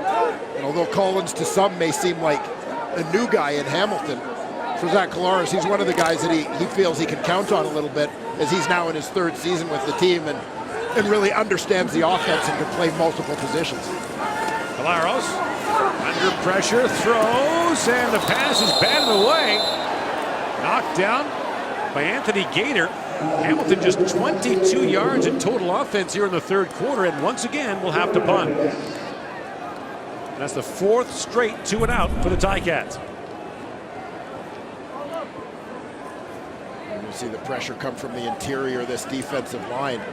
They work a bit of a twist. Max Ford delivering the hit. Castillo gets the kick away, but the whistle sounded. Had to reset the 20-second clock. 1:22 to go here in the third quarter. And we mentioned for Hamilton the difficulty of the schedule ahead. After tonight, home to Edmonton, then at Calgary, at Edmonton, in a back-to-back that will see them say in Western Canada. Castillo gets a good kick away. Rainey inside the 30-yard line. And Chris Rainey, with a flag down late, gets out to the 38-yard line.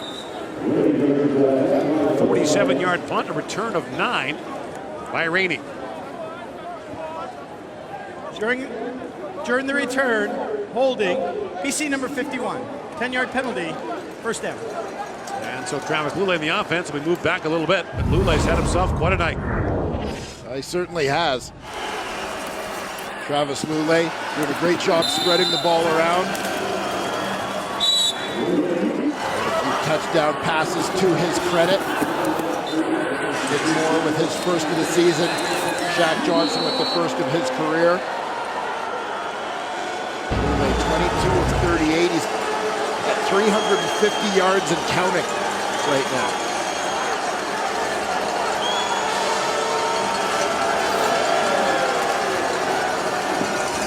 Up and throwing again. The pass is caught. As Nick Moore has another grab and a first down up to the 37.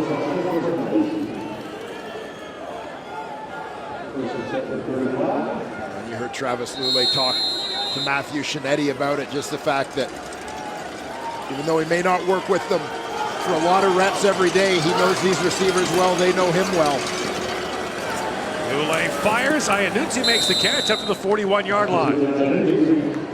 Overall, a pretty veteran group when you look at Nick Moore now on his second stint with the BC Lions. Manny Arsenault, been around a while. He's on his second stint. Brian Burnham's been there a few years. Marco Iannuzzi, obviously, there since 2011. Travis Lulay knows these guys. They know him. The chemistry shows. Gonna be the final play of the quarter. In comes the rush. Lulay steps up, finds Moore again, and Nick Moore, having a tremendous night, crosses the 50-yard line of the Ticats down to the 49, and once again, Travis Lulay has the BC Lions on the move, a gain of 19 yards and another Lions first down. You look at this receiving core and just think they could have Chris Williams added to the mix in a couple of weeks. And the Lions' best quarter is yet to come. BC with the lead and the football. Back to Hamilton in the CFL on TSN in a moment.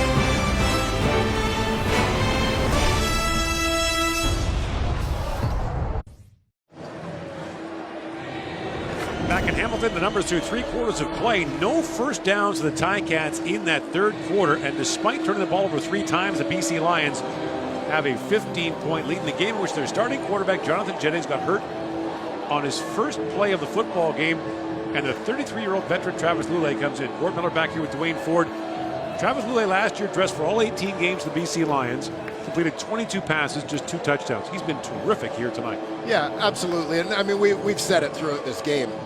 Travis Lulay has demonstrated exactly why, when you're Wally Buono, why you're the BC Lions organization, why you keep Travis Lulay around. You know, you may think that a guy who's been a starter in the past and you've decided to move on from him as a starter, that you may think, well, let's try and trade him, let's release him. Not Travis Lulay. I mean, the value shows through here. First down from the Hamilton 49-yard line. And Lulay up and throwing, finds Manny Arsenault down to the 42-yard line. And the gain is 7. Just to be able to operate at this level of efficiency with very limited repetitions. And to mention, the Lions, for the first time in their history, playing 3 road games against the East in a row, The chance to go 3-0 in those 3 games. Lule on second down, fires again, and this time Arsenault cut down by the middle linebacker, Larry Dean. That'll bring up third down for BC. Big tackle there by Larry Dean to snuff out that drive. Buono has a decision to make here, and it looks like he will try a field goal. This will be a 49-yard try for Ty Long, his longest of the year, 47.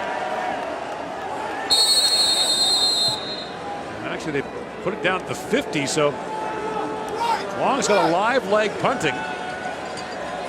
And he is 8 for 9 on field goals this year. And the wind doesn't seem to be too much of a factor. If anything, it's behind his back. Long leans into it and puts it through. So a 50-yard field goal for Ty Long, and now an 18-point lead for BC. Yeah, valuable points, extending that now to a 3-possession lead for the BC Lions here in the 4th quarter. Ty Long with a strong start to the year. The Lions had kept Swayze Waters in their camp until this week. They released him. Long leads the league in punting average. And this to me is an example of a guy winning a job. Swayze Waters, the guy who's had a pretty good CFL career, signed as a free agent in the offseason after coming back from the National Football League by the Lions after the departure of Richie Leone. And certainly everybody kind of had Swayze Waters penciled in as the guy. But an injury opened the door for Ty Long, and he's not letting go of that job easily. Colaros throws it out wide. Finds Mike Jones with it, and Jones gets out to the 49-yard line. So the Hamilton offense, so impressive in the first half, gets its first down of the second half. It seemed as if that, what used to be the first quarter became the third quarter for the Ticats. We talked about their slow starts and inability to move the football early in ball games. Tonight they shook that, but that little curse seemed to find them at halftime. Brian Timms with it, and Timms with a first down to the Lions 50. Pick up of 11 on the play. Well-run hitch screen there for the Tiger Cats. Getting the other receivers to that side of the formation. Blocking up their guys at the line of scrimmage, allowing Timms to run free and move the sticks. Four-man rush. Colaros steps back. Heaves it across the field for Jones. He's got the catch. Thrown to bounds by Anthony Thompson. He's out of the 33 for a gain of 17. The Ticats are on the move. Colaros forcing the BC Lions to cover the entire field, as he's gone a couple times. All the way out to his wide side wide out, with Thompson playing off.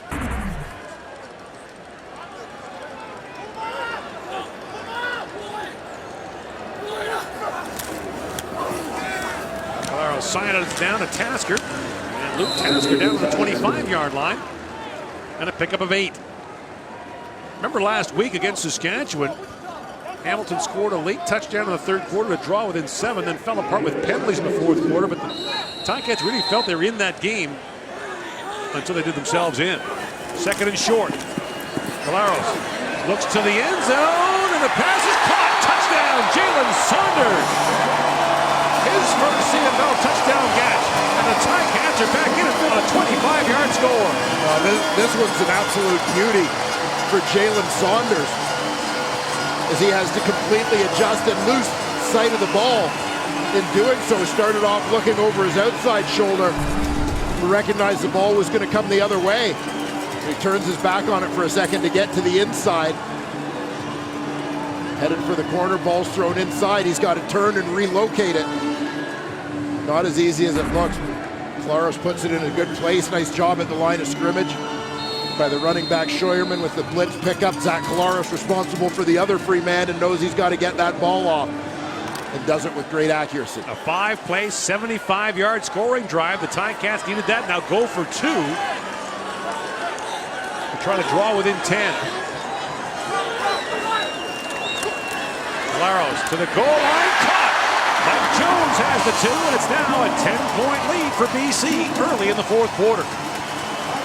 Oh, the Ticats need that. Jalen Saunders, the touchdown reception, followed by the 2-point conversion.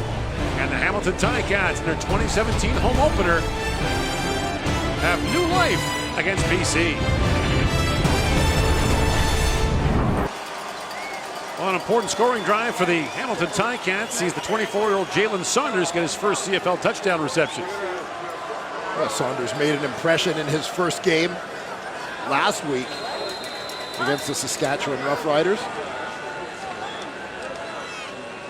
Certainly adding to that here. So now does Castillo send it deep? Yes, he does. Rainey stands back at the 15-yard line. And Chris Rainey has a seam. Still going out across the 40 to the 43-yard line. And now Travis Lulay goes back to work. Lulay has engineered 3 scoring drives of 70-plus yards. He is also 11 yards away from the greatest relief performance in CFL history. The record for passing yards coming off the bench is 408 by former Ticat Mike Kerrigan back in 1987. Lulay's at 397. Impressive to say the least for Travis Lulay. We're seeing two teams running very different modes of offense. You think about not just the effectiveness with which Hamilton moved the ball on that last drive, but the efficiency. Bit of a hurry-up offense, going no huddle a little bit, operating in quick fashion.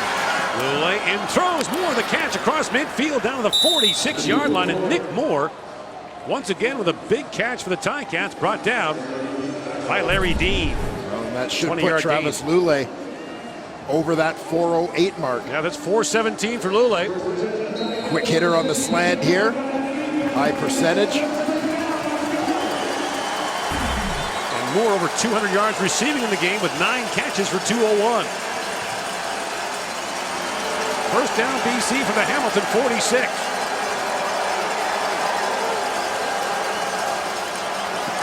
Lulay throws again. Moore again with the catch, and Nick Moore and Travis Lulay bringing back memories of 5-6 years ago. Another first down to the 27-yard line. Nick Moore lined up on the outside here.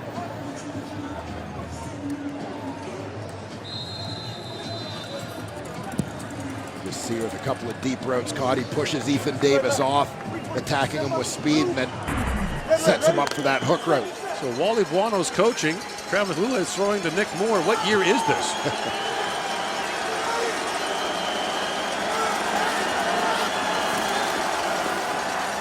Now, Jeremiah Johnson on the carry. Busts through the first wave of Hamilton tacklers inside the 10, down to the 8-yard line. And a gain of 19 yards for Jeremiah Johnson. Well, we talked early on about the BC Lions and their fourth quarter prowess.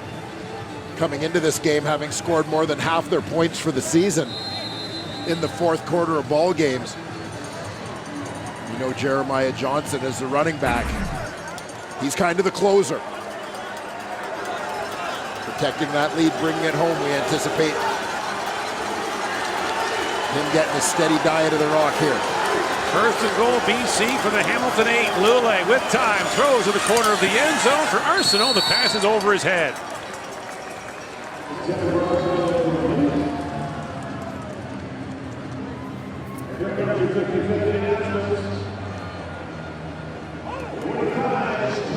Andy Arsenault still looking for touchdown number 1 of 2017. He too part of that great generation of Lions 6-7 years ago.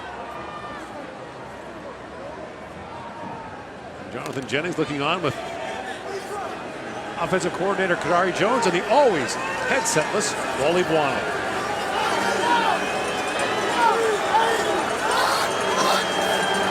Second and goal.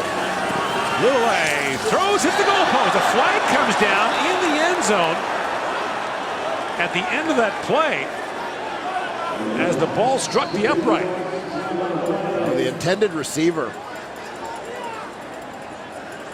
in the end zone ended up on the ground, Manny Arsenault, after getting tangled up with a Ticat defender. That was where the flag was thrown. The ball hit the goalpost and it was uncatchable, so we have no flag on the play. Okay, so no foul. Brings up 3rd down now from the 8.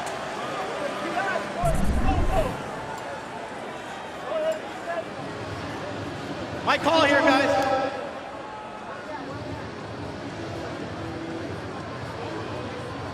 Just see on the left side of your screen. And now a challenge flag from Buono, who was successful earlier on the Burnham touchdown.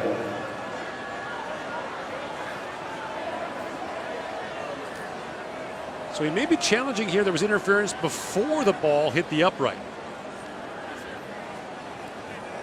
Perhaps making the argument of illegal contact as opposed to pass interference. BC is challenging that there was illegal contact by Hamilton number 21. We'll review the play. So they're asking for a review on Simone Lawrence. BC the lead and a challenge pending. We're back to Hamilton in a moment. King.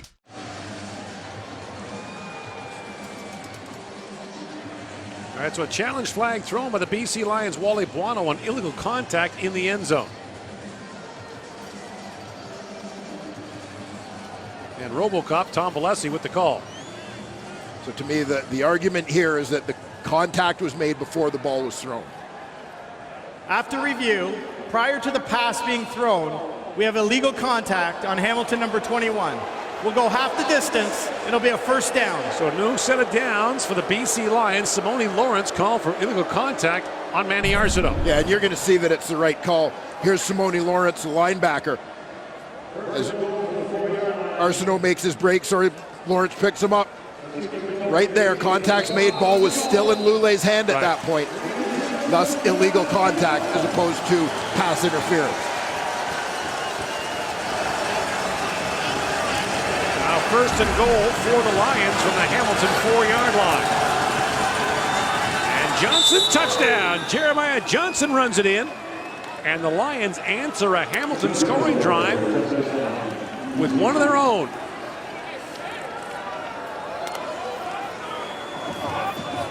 And the BC Lions, with 8 to go in the 4th quarter, have hit the 40-point mark tonight.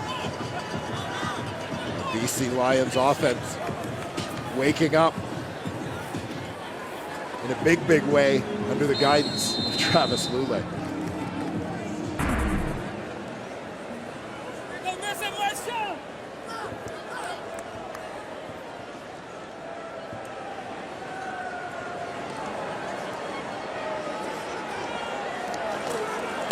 Long for the point after. And now a 17-point lead for the BC Lions. 7:40 remaining. Travis Lulay comes out of the bullpen. Engineers an impressive BC Lions offensive evening. The CFL on TSN. Back to Hamilton after this.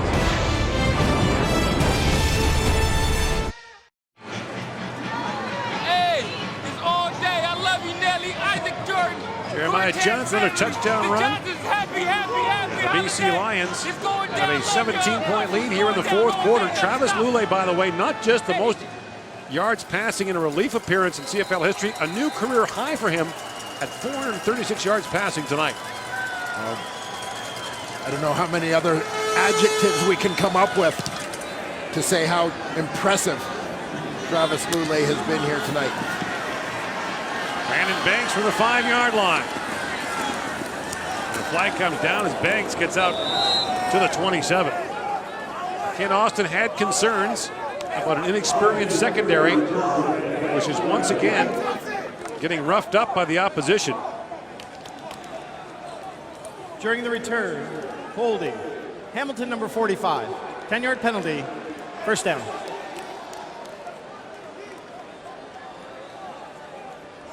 And the road gets no easier for the Tiger Cats here with a long field ahead.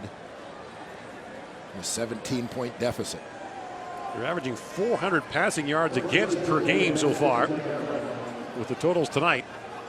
We mentioned 5 players in their defensive backfield, if you count the nickel back tonight, Keon Lynn, are in their 1st year with Hamilton. When you look at it, I mean, the guys playing at the halfback spots and the nickel spots. Khalid Wooten had a couple games with Montreal at the end of last year. But those to me are the most difficult spots outside of quarterback. Colaros throws deep, caught by Saunders, and Jalen Saunders has a gain of 41 up to the 51-yard line for a Hamilton first down. A couple of big plays in this ball game for Jalen Saunders. Mentioned that Hamilton has dropped 3 in a row to BC in both meetings last year. At one point in the game, BC led by more than 20 points. Colaros under pressure, and he is dropped. Sacked there by Josh Shirley.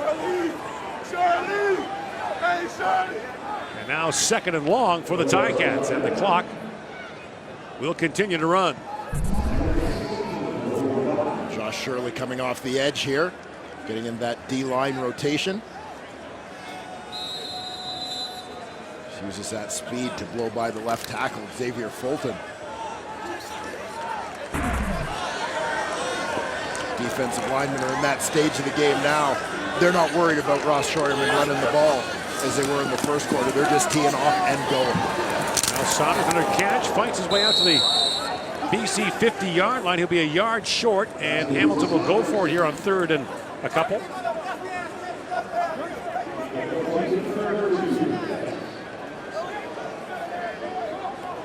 And we mentioned the gauntlet still facing Hamilton Ticats after tonight.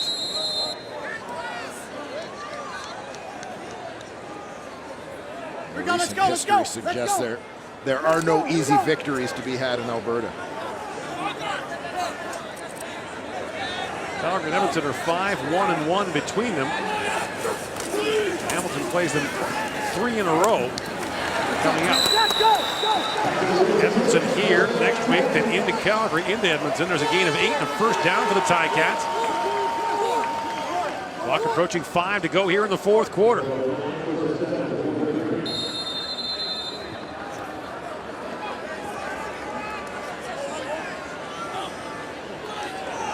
Ticats need scores and stops. Colaros fires to Tasker, and Tasker wrapped up quickly by Solomunian for a gain of 4. If you're looking for some positives for the Ticats, there have been a few offensively, obviously a little bit better tonight. Still looking for more consistency. Mark the forward progress is a gain of 7. And the Ticats are down to the BC 36. The involvement of Luke Tasker tonight has to be considered a plus for Hamilton. It's a 2-man rush for the Lions. And Colaros takes off and gets the first down out of bounds at the 32. We've seen the 4-3 front, the 3-4 front. That was the 2-10 front. How's that for prevent on 2nd down? Here you'll see it. They start with a 3-man line and then drop the end out of there. 2 versus 5 at the line of scrimmage. Colaros has only been sacked once tonight, but he's been under pressure a lot. Now first down from the 32. Colaros flushed out again. Throws, and the pass is caught by Junior Collins. Down to the 5-yard, 10-yard line rather. A gain of 22, first down Hamilton. 3:45 to go here in the 4th quarter. And again, the Hamilton offense, quite frankly, may have made more plays tonight than they made in the first 2 games of the season. Colaros back again, slings to the end zone for Tasker. Incomplete, almost intercepted there by Purifoy, the safety. Yeah, you've got one guy on each team in that end zone thinking, I'd like to have that one back. And a flag down at the end of the play was Colaros hit late. Major foul, roughing the passer. BC number 98, half the distance to the goal, automatic. Josh Shirley, who had the sack earlier, gets called for roughing the passer. Shirley's coming from the bottom of that defensive line. Not sure if it's the timing or just the fact that he came up high. And it was the latter, that left arm catching Colaros across the face mask. 9th play of the drive to begin at the Hamilton 10-yard line.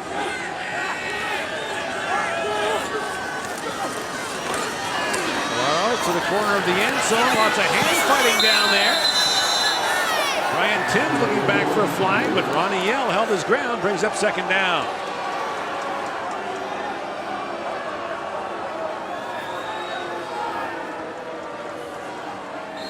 Ticats right back to the line of scrimmage. It's a 3-possession lead for BC.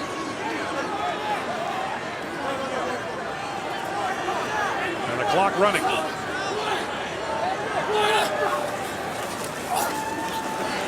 There's the goal line. The pass incomplete for Collins.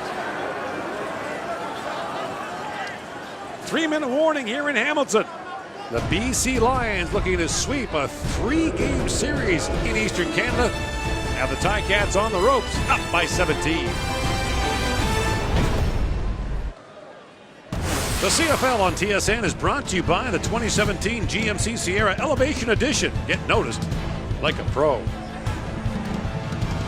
Gord Miller, Dwayne Ford here in Hamilton on this Saturday night, week 4 of the CFL season wrapping up. Ticats with a 3rd and goal now from the BC 5-yard line.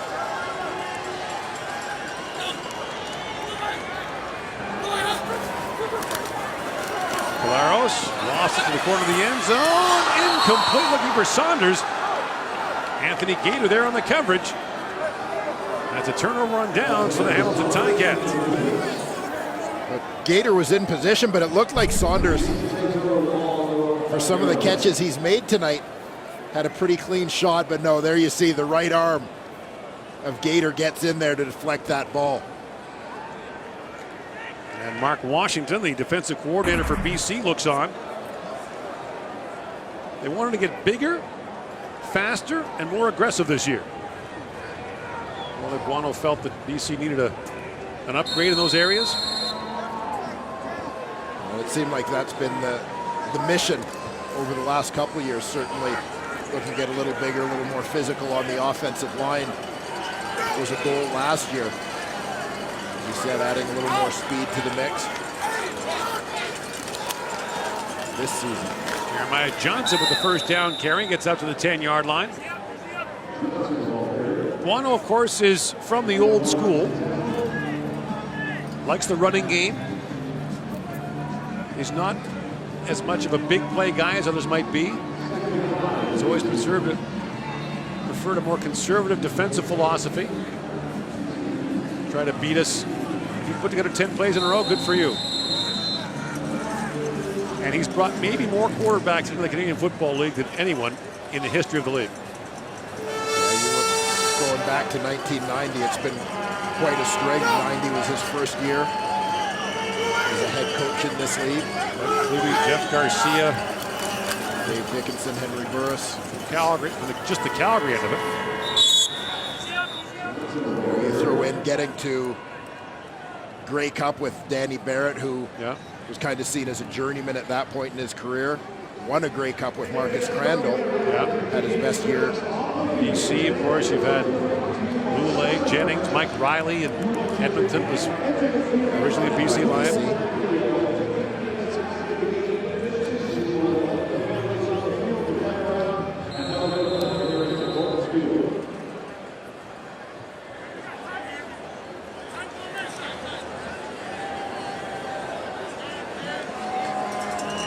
Ty Long, the punt from his end zone here. And let's remember Casey Printers was an MOP quarterback under Guano and BC. This is classic Guano. They're going to give up 2 here.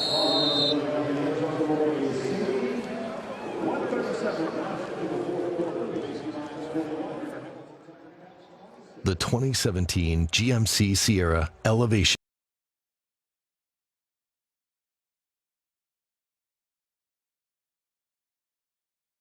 For Ken Austin and the Ticats, who have found themselves in holes early in the year before. In 2013, 1-4, 2014, 1-6. They went to the Grey Cup in both those years. Much higher expectations with Claros back healthy this year. Well, that's the thing. You look at some of those seasons where Zach Claros has missed the start of the year due to injury. They're much more expected, but I mean, this is a team that has undergone a lot of turnover, battling injuries early, and Kent Dawson he's never one to make excuses. He'll be the first one to say, listen, every team in the league has to deal with injuries. Every team in the league has to deal with turnover. But, you know, as I said earlier, I think that outside of quarterback, one of the toughest positions for guys who are new to the CFL to play is those inside cover spots. When you're talking about the halfbacks or the nickel linebacker, there's so much to deal with in terms of the motion of the slot backs, the space in which you have to cover and so on. It's just so different from American football. And those are spots where I think Hamilton anticipated being in pretty good shape when you consider that your projected starters at halfback were Emmanuel Davis and Abdul Kane, a couple of all-star caliber players, but you end up playing with guys in those spots who are new to the Canadian Football League. It's tough. Whoa, Brandon Banks hammered the special teams tackle by Micah Awe. What a tackle that was. As he said, Banks cartwheeling, lost the football for a moment. The Ticats have it at their 29-yard line. Always a guy who may be on his way to becoming your next Dion Lacey, a guy who is such a monster on special teams, created some physical mismatches. I also mentioned going back a few years, killing people on special teams is kind of how Adam Bighill got onto the field when he first came to the Canadian Football League. So a minute 31 to go. By surrendering 2, the Lions have brought Hamilton within 2 possessions. Calaros throws over the top for Saunders. The pass is incomplete. So this is the end of week 4. Week 5 of the CFL season begins on Wednesday. Ernest Jackson and the Montreal Alouettes take on the defending Grey Cup champion Ottawa Red Blacks. And then the rest of the schedule, Edmonton here to face Hamilton on Thursday. Bombers and Lions on Friday. Saskatchewan and Calgary on Saturday after the Stampeders suffered their first loss in the regular season since early last year. Calaros stands in, throws, and the pass is knocked down at the line of scrimmage. Batted down by Max Ford.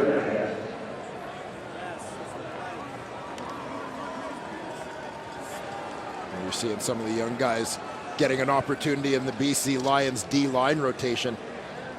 Max Ford, a late-round pick out of Idaho a couple seasons ago. It's funny, Dwayne, when they expanded rosters in the Canadian Football League, the thought was teams would add maybe offensive players. What's happened is they've added defensive linemen to keep them fresh. Yeah, well, I mean, it's one of the big things. I thought it a couple of years ago when rules got changed to basically try and open up the game and score more points.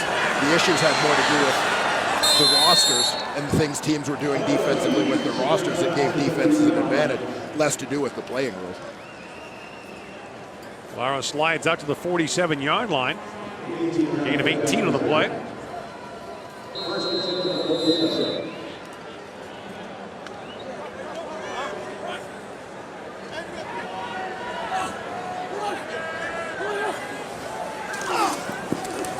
On first down, Calaros flushed out again. Sidearms that and finds Scheuerman, incomplete though. Out close to midfield. Calaros forced to change up the arm angle here. Dan Quisenberry action there for the old Kansas City Royals fans. I'm sure there's been someone more recently who pitches that way, but Tom Wilkinson would throw a lot of passes like that back in the day. Calaros throws for Saunders, incomplete.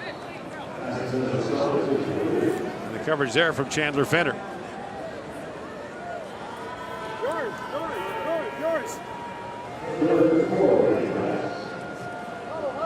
And another impressive performance by the BC Lions in all 3 phases. Some early turnovers led to trouble, but they righted the ship there. Their defense has played well.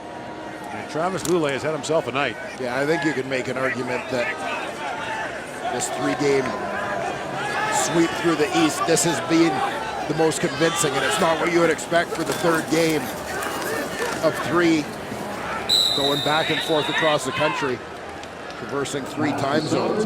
Saunders with a gain of 7, a first down up to the 50-yard line, but time winding down here in the 4th quarter. And the Lions, to a man, sort of pointed out the positive in having these East games early in the season, just knowing the toll that travel and changing time zones takes on you. they're glad they have it early in the season when they're relatively fresh as opposed to late Right. in the season when you're more beat up, more tired to begin with. That this would be much tougher to do in October. Even Buono said if it was late October, late November, no way you could do this. Travis Lulay, 436 yards passing tonight. The greatest relief performance in CFL history. Former Ticat Mike Kerrigan threw for 408 off the bench back in 1987. Final seconds now, the fourth quarter. Caleros under pressure, and he is sacked to end the game. Greg Rowe gets it. And the BC Lions, playing 3 in a row in the East for the first time in their history, sweep all 3, win it 41-26, and drop the Ticats to 0-3 on the year. And time now for our Nissan Titan player of the game. No surprise here. None whatsoever. Coming off the bench early in this ball game when starting quarterback Jonathan Jennings went down, Travis Lulay was outstanding. 29 of 36, 436 yards, as you said. A relief quarterback record here in the Canadian Football League. 3 touchdown passes as well along the way, making Travis Lulay our Nissan Titan player of the game. Brought to you by the Nissan Titan, the official vehicle of the Canadian Football League. So Jonathan Jennings injured on the first offensive play of the game for the BC Lions, but the 33-year-old veteran comes in to engineer the victory for the BC Lions, now 3-1 on the season. Next stop for the BC Lions, home to Winnipeg. Ticats have Edmonton here next week. For Dwayne Ford, all of us at TSN, I'm Gord Miller. Thanks for tuning in. Next stop on the CFL on TSN as Montreal taking on Ottawa. You've been watching the CFL on TSN.